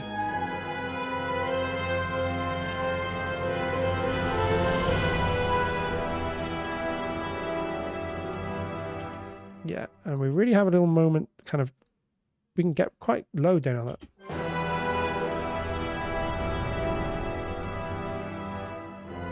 See, it just adds something real. It's like everyone's taking a little moment. Well, we could fix it up. It might not be completely perfect, but yeah, it just breathes life into it, I do really miss, just orchestras being recorded like this. It's a picture. It's faffy and it's time consuming, but it just sounds so good.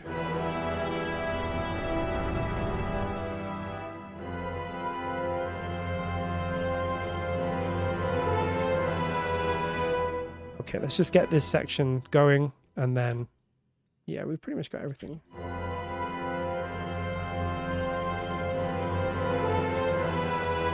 So we're just going to be lazy, and copy and paste this over. For now, we can always change it slightly. Is that because we're doing fantasy here? Maybe we're getting the algorithms watching us. Just nice and simple way of getting.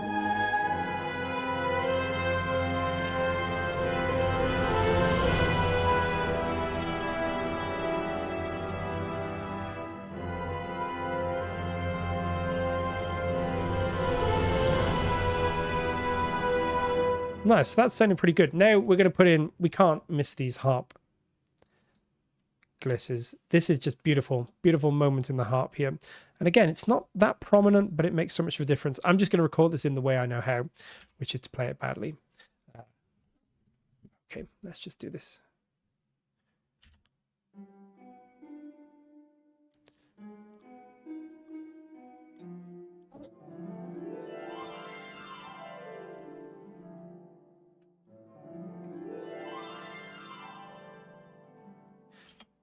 Beautiful playing.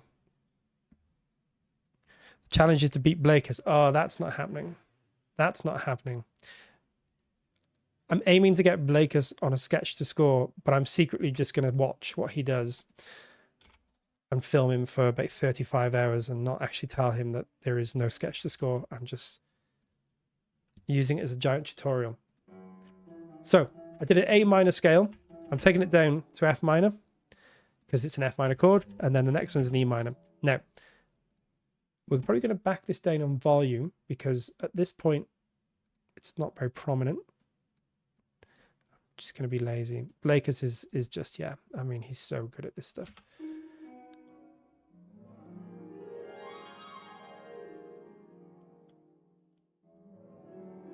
So that should work.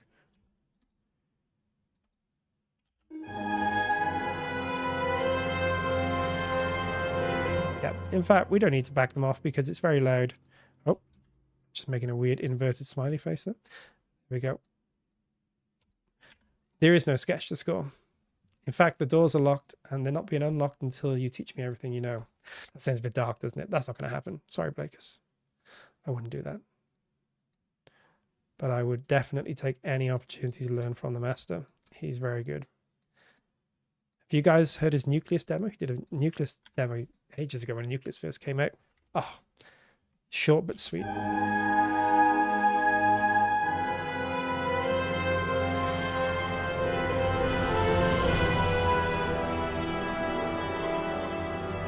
Yeah, that second one quieter because it's sort of the, you know, the down part of the phrase. So that sounds pretty good to me now.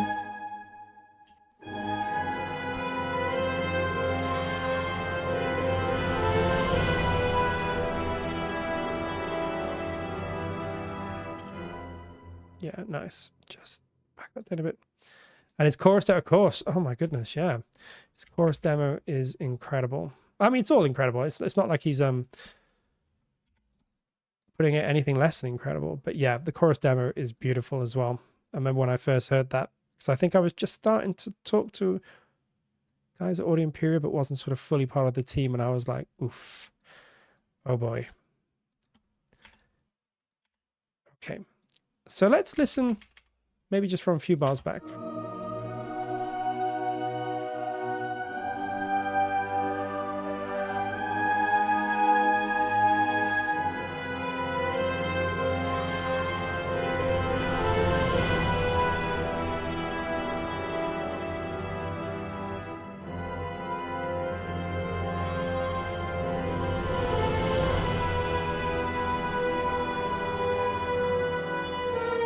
Nice. Okay, we're getting there. So obviously we have no modulation there. That's not good. Okay. Oh, do I have... Ah, no legato activated.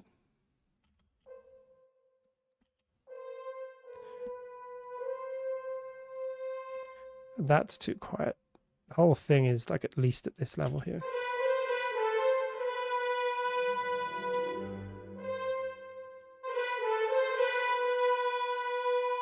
Nice. Okay.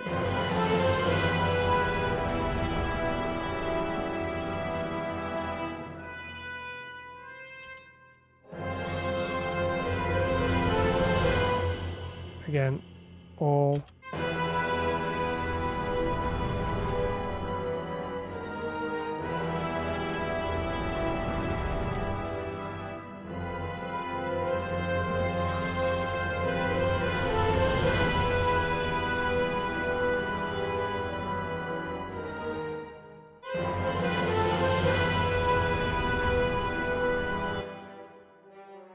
They really need to poke out at that point.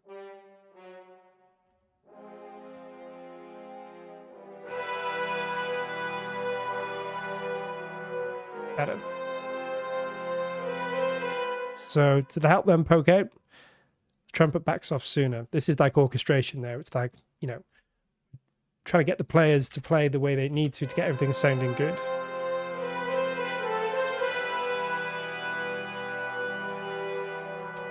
Same in these trombones. Around here. Nice. That's right, Mark. We're doing sure. No, it's been great fun.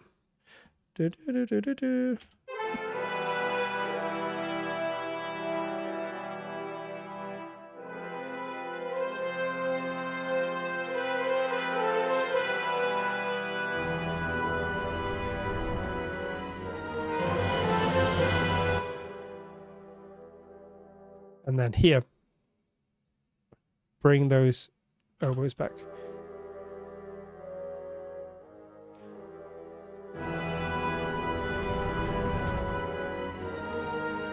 Yeah, nice. Okay. Same thing here. We need breaks.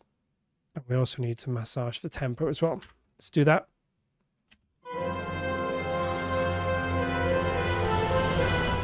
So everything's really going to sort of slow down a bit here. Oh, this is making me want to watch these films again. Or just go hiking in Scotland, you know, in the winter. Maybe I'll do that this year.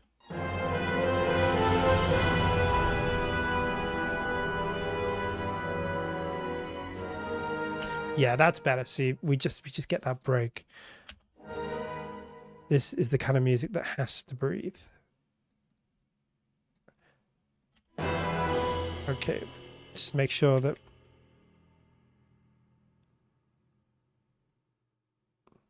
start adding some of that in. A bolero, cool. Are you on our Discord? If you are, do please share it with us because we'd love to hear anything you guys make. Oh, that's all got to be overlapped. Otherwise, we're not getting the legato. Hey, I'm in Cubase 14 too. I'm enjoying it, apart from this occasional graphical error I'm getting. But, well, I can live with these things.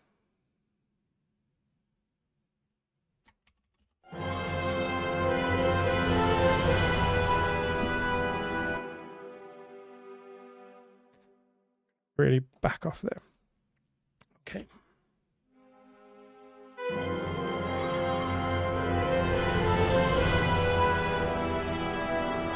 And just have the low strings kind of come up at that point too.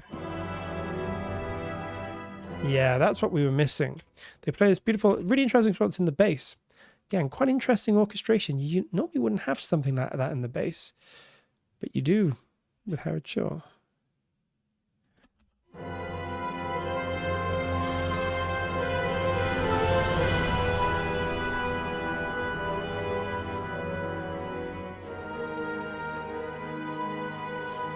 Okay, nice.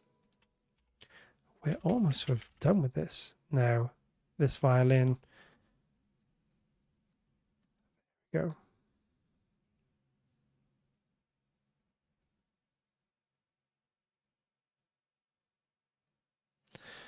Okay. We'll worry about tempo and all that because that's not quite finished.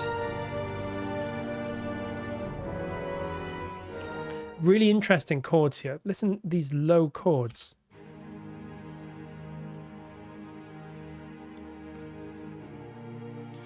Really kind of low. And this chord in particular is really interesting. Excuse me, guys. Just coughing on stream there.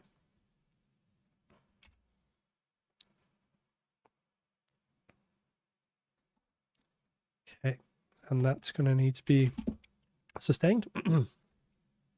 So let me just make sure they're in the right place. Yeah, cool.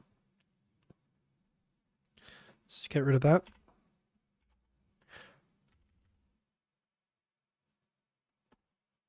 We'll fix that as we go.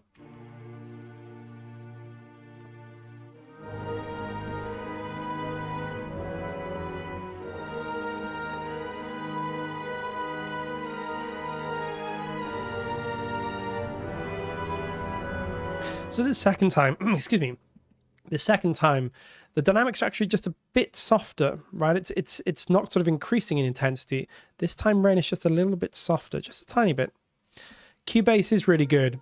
We have this debate as well. I mean, I think Logic's great as well. You know, I mean, in fairness, they're all pretty good, but I love Cubase.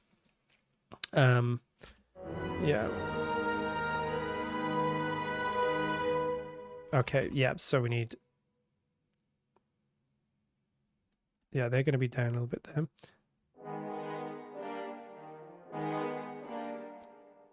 Okay, we can just make them a little bit more.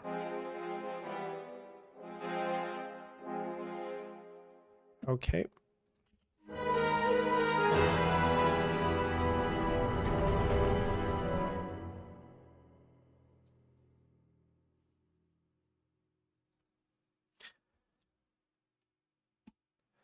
Yeah, Cubase definitely has a lot of good features for that kind of stuff, you know, the programming and things like that. I do think it's really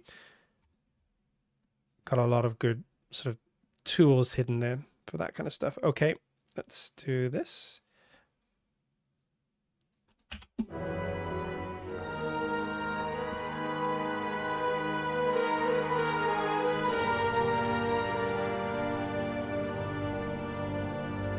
And same thing here, we really want those to poke it.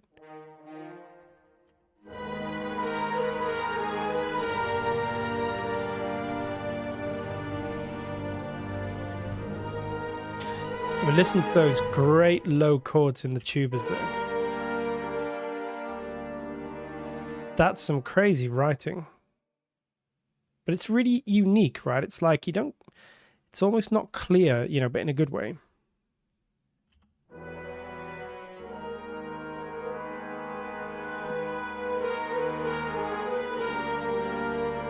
Beautiful inversions of chords.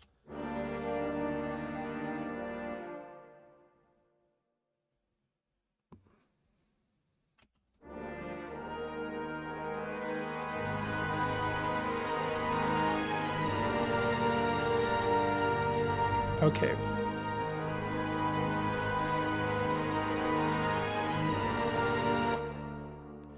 Really interesting low bass sort of elements going on.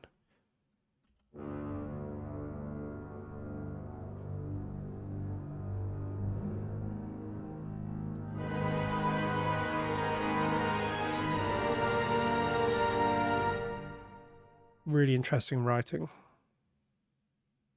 Again, has this like almost like ancient instruments, you know, like these drones and these weird sort of senses to them. I think it's all deliberate. I think he did a lot of research for Lord of the Rings. I think he really thought about, you know, how to make it sound ancient and strange and from another world.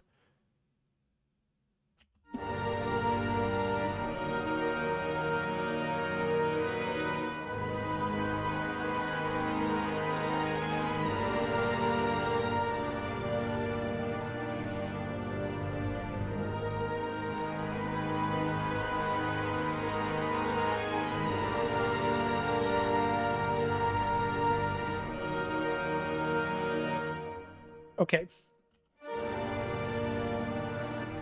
So what we need to do is copy these over 2 more times, but on the timpanis, we have different notes. Just these 2 minors, but it goes up.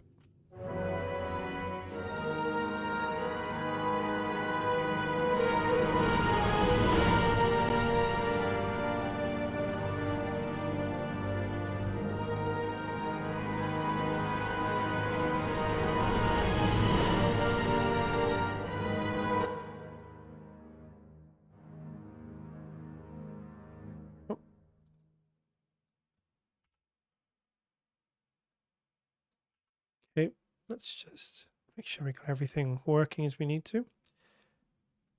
Again, little gaps here. So the violas. Okay, so I need to change these over to the legatos. That's one of the things that we're missing here. That's easy done. Oh, they are actually there. So all I need to do is cut them out here.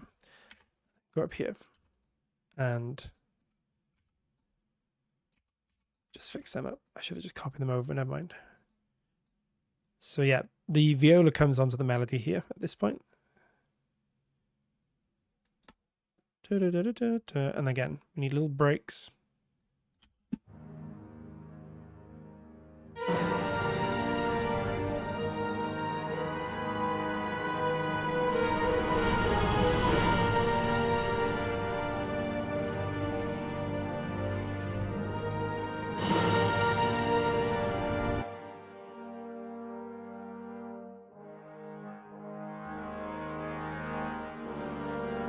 We need to back that tube down a bit sooner, I think, and keep some breaks.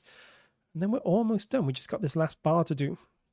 A couple of little tweaks, and then we'll listen to the whole thing. I think this is coming pretty well. It's made me very excited to do more Lord of the Rings style stuff with Audio Imperia libraries. I mean, I always thought it would be good for it, but with Poseidon now, it's just great. And Dolce, I think...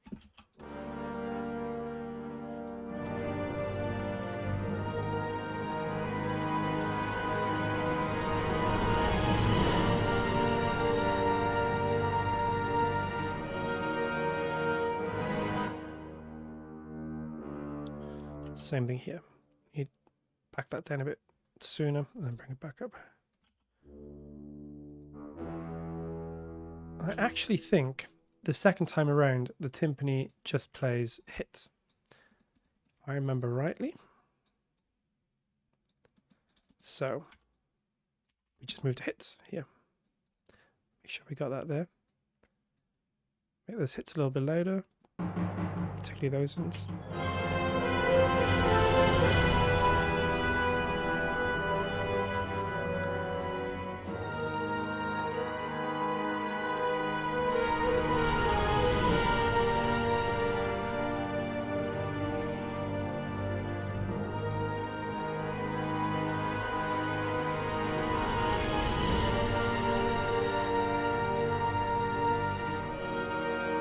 Nice. Okay, we just need to do a little bit work on the tempo, and we're nearly there.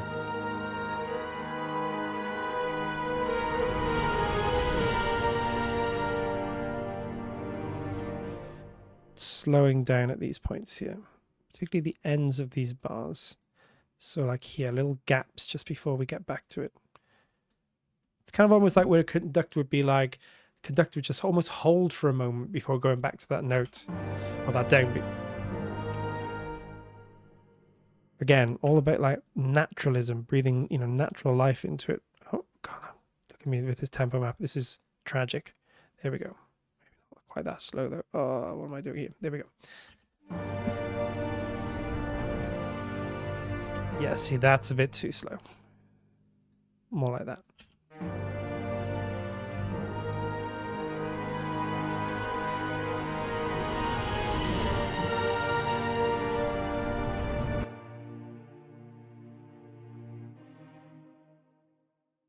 Beautiful voicings here in these celli. Really interesting. And I think in the trombones too.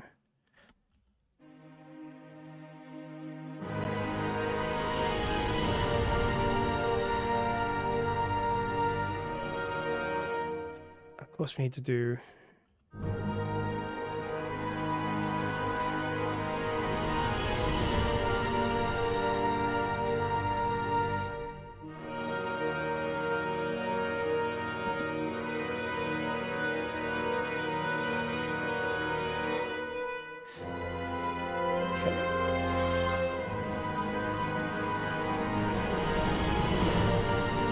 We're nearly there. So we have a couple of things left to do. At the very end, I need some harmonics. All the violins and strings, the high strings, the violas and the violins. All the libraries are from Audio Imperia. Yes, today we are using just pure Audio Imperia. So yes. Thank you, Marco. Oh, and by the way, Brandon, that's great. Really excited to hear your Audio Imperia demo. That would be cool. Yes, this is all Audio Imperia. Dolce, Poseidon, bit of Nucleus, bit of Jaeger. So we have these harmonics at the end. We may need to increase them in volume. We'll see how it goes. And they're on all the high instruments. So same thing here. Violin 2 harmonics. Oh, I knew that was going to happen. That's fine. That's just where I still haven't updated my template. Ignore this time. I'm going to change this now. There we go. So we want the Dolce, violin 2 harmonics.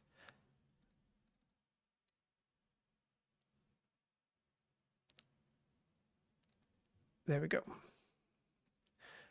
Pop them over to the harmonics there. There it is. Should be that one. Oh, I think I've got it on mute, so it's not going to be anything.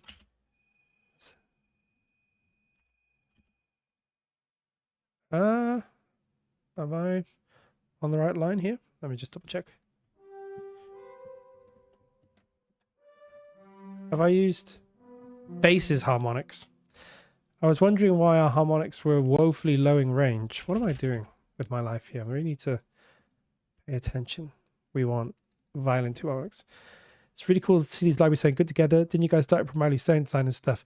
Yes, I think that is true. I don't want to speak for Audio Imperia, but I think it definitely started in a modern hybrid direction. Still has plenty of that, but yeah, I think we've made some really sort of beautiful organic libraries since, which has been good fun. There we go. So that's a bit too loud, I think. Probably just sort of...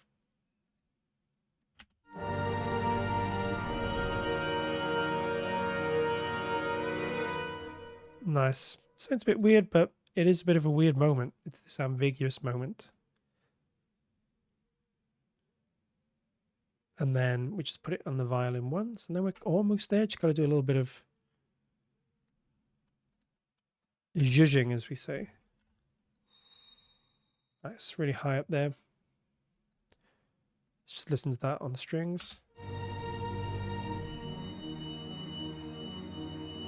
Now what happens in the lower strings is we get some yeah, let's do half tones. We get some trills.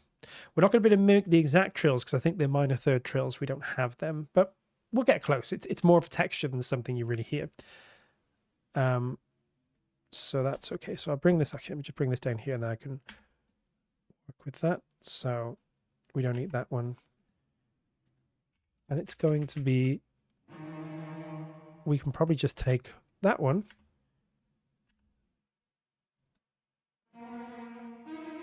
And maybe that one.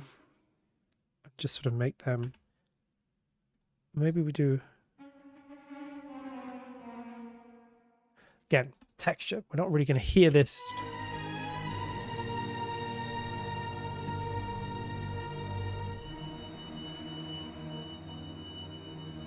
That's sort of where it is. And then we just have a really obnoxious sounding. It's that one.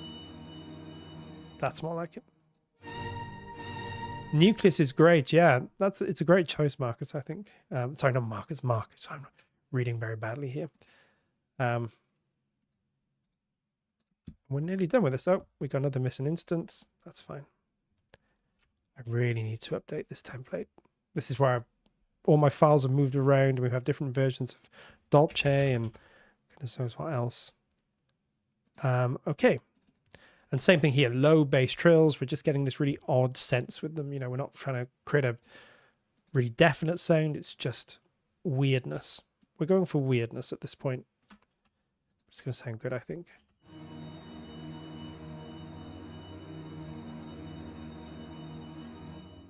Fine.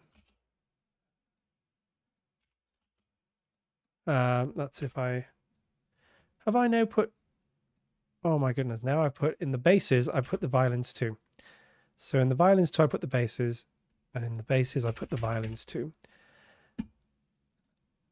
This is where I'm just rushing now. This is like when you're doing a trailer custom and you've got half hour left, and you just start losing all track of anything.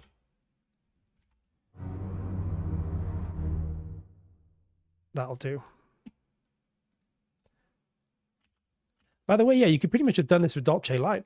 You know, it would sound almost exactly the same. I might have done a bit of, you know, massager with the microphones, but Dolce Light will get you most of the way there. We don't need that array at the end. We'll go back to just Dolce. Very quickly, just check. Yeah, we want to just make sure that we're getting sort of a little break there. Oh, I know, Peter, tell me about it. Okay, we'll just finesse this at the end. So this is sort of very quiet at the end. It's like the boats are going over the water. It's all rushing water. And it's just got this interesting little moment. We're going to want the same with the tubas. Yeah, we don't really want them to be...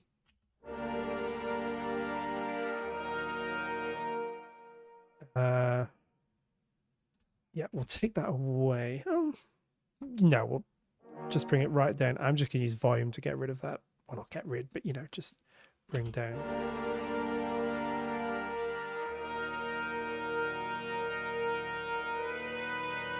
And we're going to have that line, if we haven't already, on a solo trumpet, just to sort of give it some...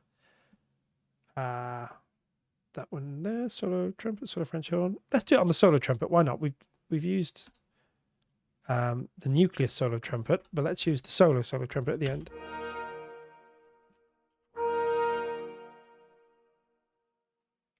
Actually, no, let's use the nucleus trumpet. Let's keep it consistent. There's no point changing it just for the sake of it.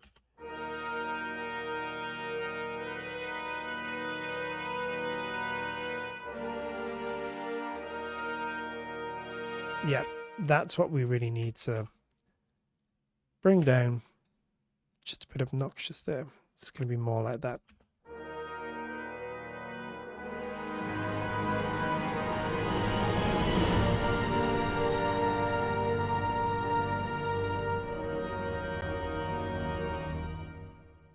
Okay. Again, little breaks here. Oh, like that. Do we have maybe a bit slower at the end? You know, we're sort of in this new phase, a couple of beats slower, just make it a bit more impactful.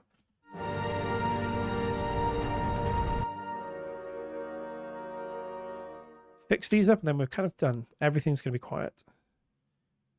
Like this.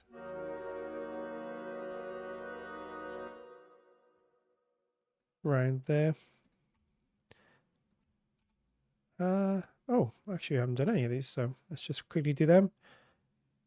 And then just around there, a little gap there. Have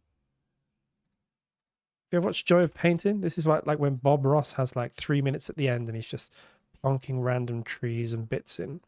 That's kind of what I'm doing here. Just fixing up any old little thing I can in these last few minutes. And then, yeah. That's more the texture we want. We can probably get...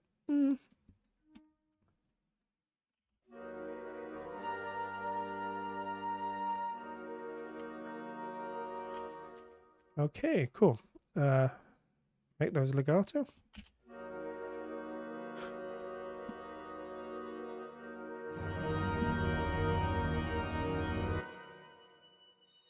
Yeah, we just really need to bring those harmonics down a bit. You know, harmonics you're not going to hear over an orchestra like that.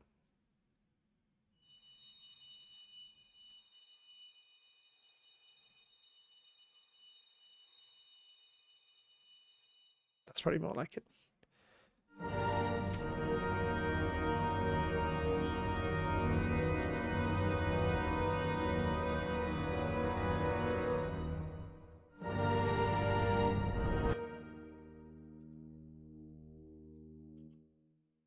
Okay, what do we have going on in our...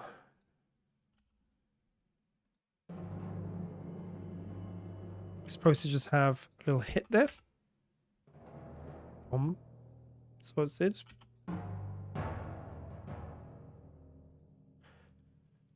Okay. So, just duplicate these harp lines. And then we have...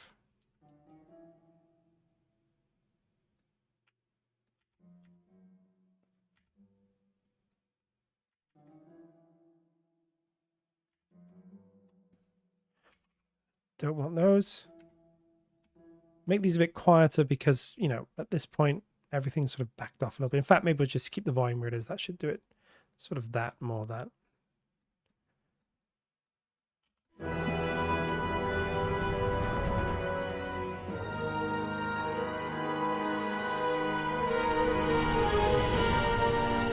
Punishing Enslaved says, I bought my first library, went with Nucleus Light, good choice, and stayed up to 4 a.m. making music. That's what we like to hear.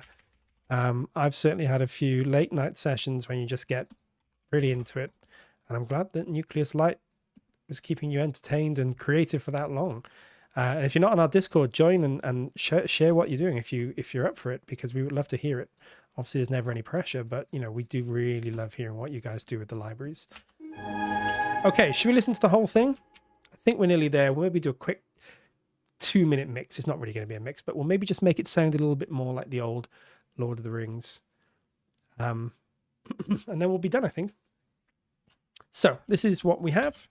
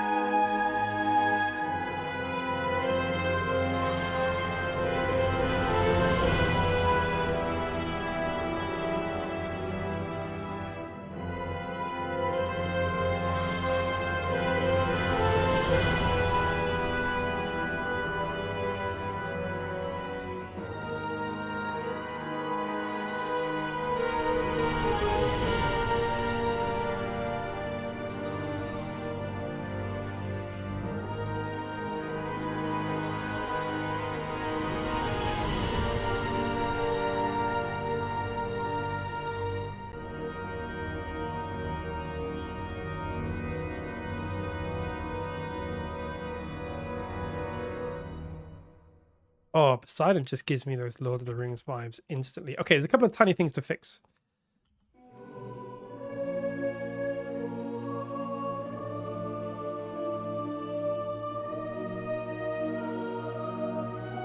I think we really want to bring that trumpet out a bit more.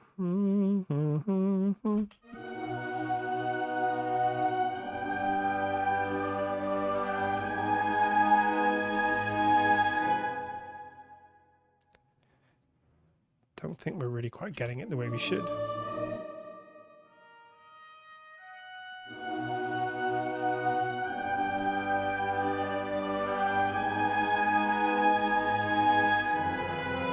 And same with the string swells there, I think. Yeah, this is like where the players are going to just swell into this moment here.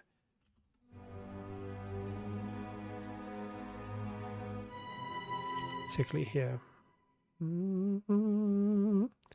Right up to there.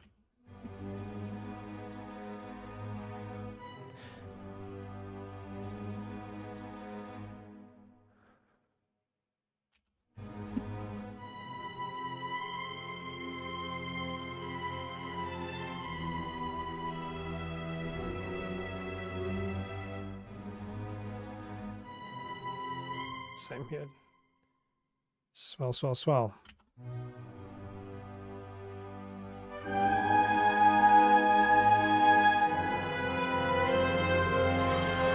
Nice. Okay, let's just do like a 2-minute mix on this. It's not really going to be a mix, but I'm going to get...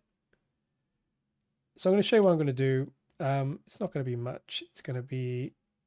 I've got this cool tape saturation, which I think would work for something like this. The Studer tape. Let's just put this on something like Lush Film. Maybe back it off a tiny bit. That should just give it a warmer, kind of more saturated quality. And then we'll do a tiny little bit of multiband compression here. We'll just sort of ease, put it on hard basic. There we go.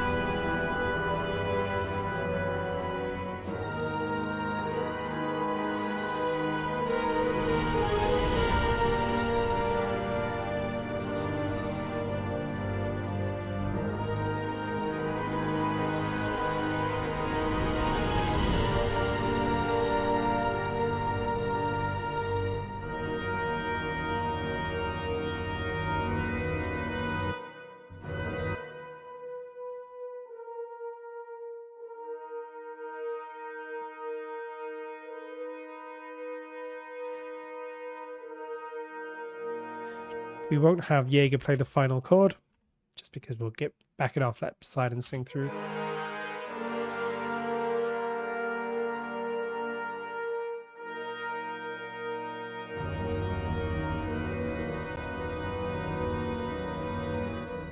Nice. We'll do a touch of a mastering compressor, literally just taking a dB or 2 off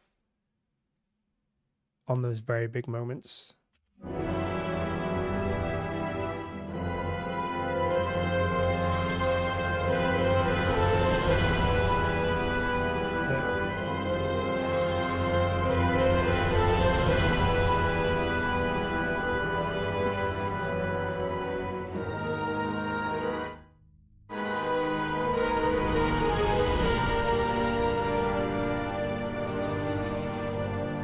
Okay, let's listen to the whole thing. I think this has come out really well, because I think Chorus and Dolce and Poseidon are winners, and then Nucleus is just holding its own as usual, providing us with the harp, some extra brass. The brass I use for Jaeger could have all been done in Nucleus as well. There's nothing sort of specific going on there, apart from maybe the portato phrases, which I think are unique to Jaeger. But they're pretty quiet. So let's listen to the whole thing.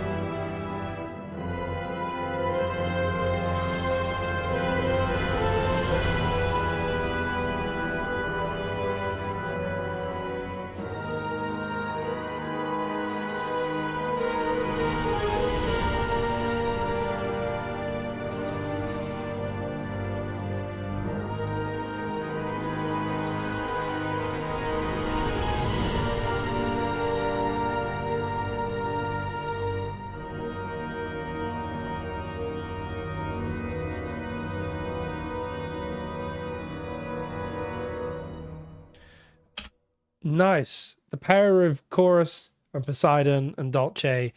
And like I said, a little sprinkling of nucleus. Nucleus has some great woodwinds and some of the brass and things, some of the percussion. This sounds great. I mean, you know, like we said, Audio Imperia, known for all the big hybrid stuff, and, you know, it's definitely great for that kind of stuff. But my goodness, get some great organic stuff going on as well. And of course, a lot of this is down to good orchestration as well, like we've been talking about. Orchestration is important. Howard Shaw's got that nailed. I've just copied the orchestration that I remember. That helps so much. Another good reason why it's worth learning about orchestration. So if you are interested in that, Crafting the Score is definitely somewhere where you can learn more about orchestration, how it works in session scores.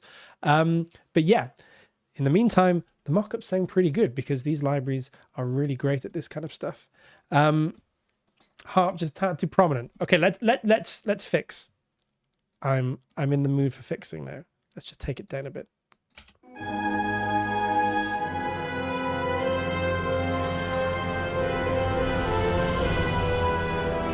There's also one tiny thing I want to fix as well here. And it's just this moment here. We need, talking about gaps, we need a little bit more of a gap here.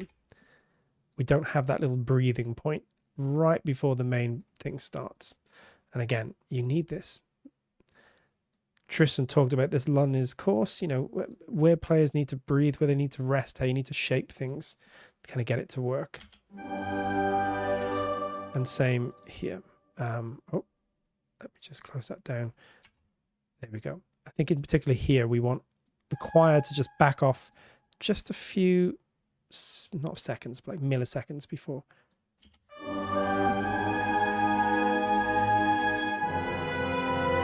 There, just add something.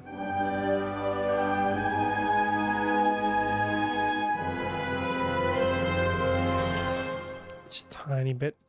Maybe keep that lower choir. We're just into details fixing there, but never mind.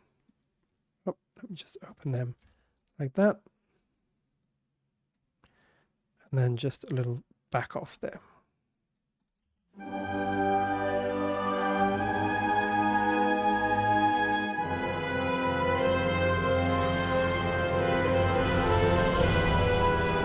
Ooh, which bar, Peter? Let's fix. Let's do this. Let's go fixing. Is it that one? Is it its final note in the horn phrase? Maybe this one here.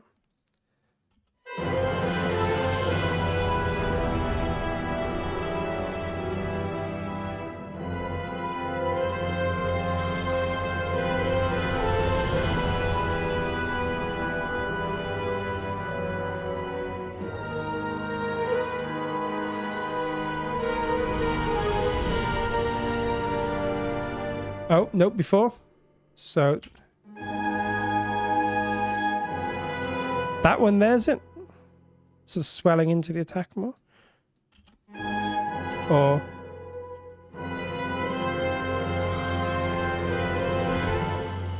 this one here.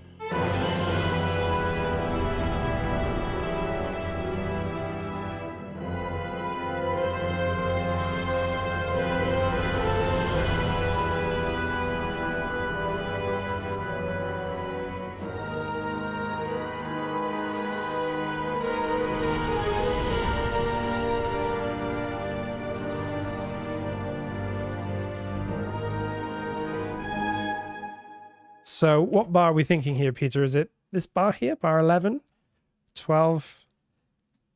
Just maybe a little bit more swell. So sort of here, maybe more. Oh, actually, yeah, just about there. Maybe something more like that.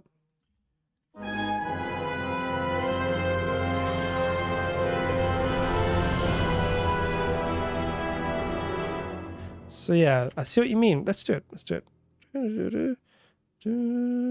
Maybe just about there.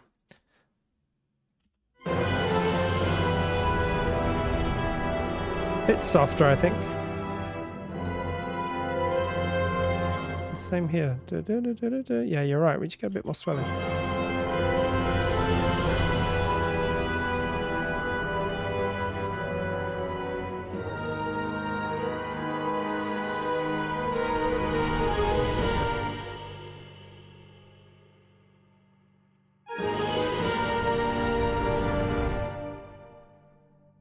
something to be like that.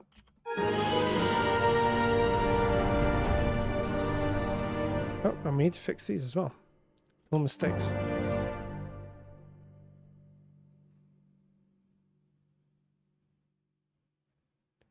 No. I think it's good. I think you're right. This is why it's good composing with you guys. All these little things I'm missing or not thinking about.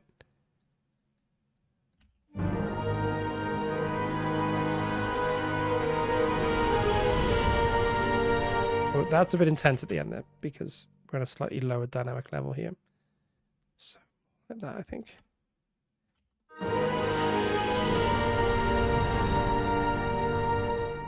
Yeah, just maybe more like that.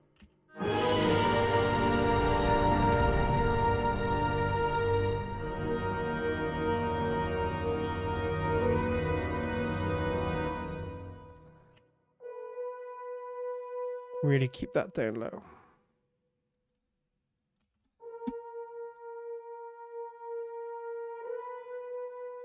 Yeah, it's a good shape, Peter.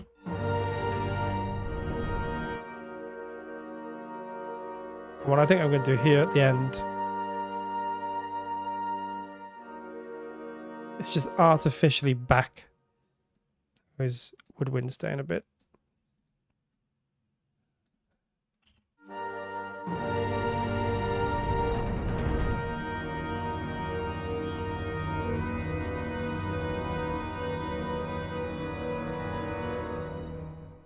Yeah, this is the final section again.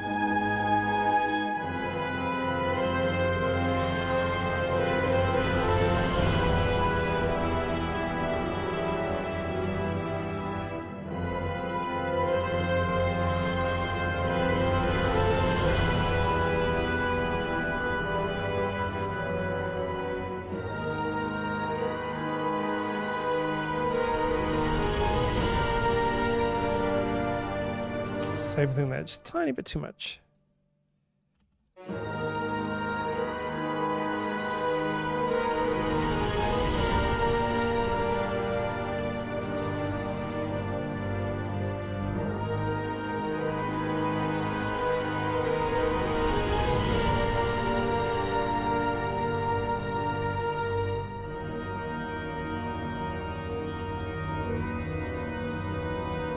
Nice, thank you, Peter, and for all your suggestions. They're really good suggestions. This is why we stream, right? Hang out, learn some cool techniques, ideas. You can help me fix all my sloppy MIDI editing. Yeah, I think this has come together really nicely. This one probably needs a little bit more work, but they always do. But for 2.5 hours or so, I think we've done a pretty good job. I will make this one available. I'm sure I'll be able to make this one available in the Discord at some point. And yeah, if you guys want to hack into it and improve all the little bits and pieces, definitely feel free to do so. I'd love to hear your interpretations of it. And maybe we'll do another Lord of the Rings at some point because this has been great fun. Yeah, that's right, Mark. Yeah. I would just get lost in the details for like 5 hours at a time or something, and it probably end up just sounding worse for it because that's usually how I roll. But cool. We're going to head back into just chatting, wrap up, and then yeah, I shall see you there. Cool. That was really good fun. I love this score so much. One of my biggest movie-going experiences. Lord of the Rings, December the 18th, Thursday, December the 18th, 2001. Thursday midnight screening. I went to watch it, and it was incredible. And yeah, the soundtrack has lingered in my memory since then, and I've actually never really mocked anything up from it properly, so it's been great to do it. So thank you for joining me, guys. It was really good fun. Thanks for all your suggestions. Obviously, we were talking about crafting the score. Do check it out if you haven't checked it out. It is a really great course. As I say, Tristan's a top guy. Personally, but also professionally, he's absolutely at the top of his game. He knows what he's talking about, and this is a really great skill to have as a media composer, because as I said, we live in a world now where it's never been easier to work with orchestras. One of the great advantages of digital technology and online communications, you know, you can work with these people from anywhere in the globe. They're incredibly well-oiled machines that are great at bringing your music to life, and you just need to kind of know how to do that, you know, how the process works. Tristan walks you through the whole thing. So if you're somebody that wants to get into orchestration, great course. If you're a composer that just thinks one day, if a project lands on my desk and, you know, I've got a bit of money to spend on some musicians or a small orchestra and I want to know how that works, it's the perfect course. It was great for me I learned a lot, you know, watching Tristan work and seeing how it's all put together. And I think you guys would as well. So it's worth its weight in gold, because if you ever get an opportunity like that, you know, knowing how it works, I think would be so useful. Great memories when the trailers came out a year and a half before the movie came out. Yeah, and you didn't know what was going on, right? There was just some like weird, cruddy website with a few pictures of Orlando Bloom and Elijah Wood, and I'd seen a couple of trailers that didn't give much away. And obviously, I've read the books. I love the books well before, but you know, I didn't know what the film was going to be like. And then when Sauron first came out at the beginning and started swiping elves and men, you know, like they were confetti, I was like, I've never seen anything like this before. You know, 10,000 orcs and 10,000 elves fighting at the, you know, the foothills of Mordor. Incredible stuff. No problem, Brandon. Thank you for joining us. Yeah, no, it's great. I mean, I'm really enjoying it. We're all really enjoying it, I think. And yeah, it's great that you guys are joining us. Like I said, hopefully it's proving useful or entertaining, or just, you know, good place to hang out for a few hours. I don't know, it would have done the original music for the Lord of the Rings trailers and a Requiem for the Dream for the Two Towers score. Yeah, this was back in the day when that whole industry was much less finessed as it is today, you know. So I mean, I remember like back then they used to use like old bits of music from other films, you know, like the Spider-Man trailer in 2002 had like bits of the Planet of the Apes, Tim Burton Planet of the Apes score. They just mash it all together, you know, and try and come up with something. So there wasn't really an established trailer music industry then. I'm sure there were bits and pieces, but that obviously all changed in the decade or two afterwards. That's another story. Teaser where they walked on the mountain ridge. Yeah, that was such a good time. I do miss, you know, a lot of those things when there was a lot of mystery about those films, and you know, you didn't know what you're going to see until you got in the cinema. You didn't know what you're going to hear either. And the soundtracks used to come out like a week or two before the film. I think they still do, but it was like so exciting when you used to like go down, buy the soundtrack from HMV or MVC or somewhere like that on a CD with my pocket money. Or it wasn't pocket money, I think I was in university by then, but you know, with what little money I had, probably my student loan, and then put it on. And I was like, wow, this is great. And yeah, it's been great to be able to do a bit of it. So we'll be back next week, I'm sure. I'm not sure what we're going to be doing. As always, if you have any suggestions, leave them in the comments, leave them in the Discord. We do listen to them all. But whatever we do, I'm sure it's going to be fun, and I hope you'll join me. In the meantime, do check out Crafting the Score. Well worth a look. If you're not subscribed to the YouTube channel, make sure you do, because that's great for us and also lets us know, or lets us tell you when we have new videos released, which we are doing pretty regularly. And if you're not on our Discord, do join, because it's a growing community. We're over 100 members strong now. And that's really ramped up in the last month or so. And I'm planning to be a lot more active on there as well, including uploading a lot of these project files from our streams. So get on there if you want access to those and to play around with what we do on the streams.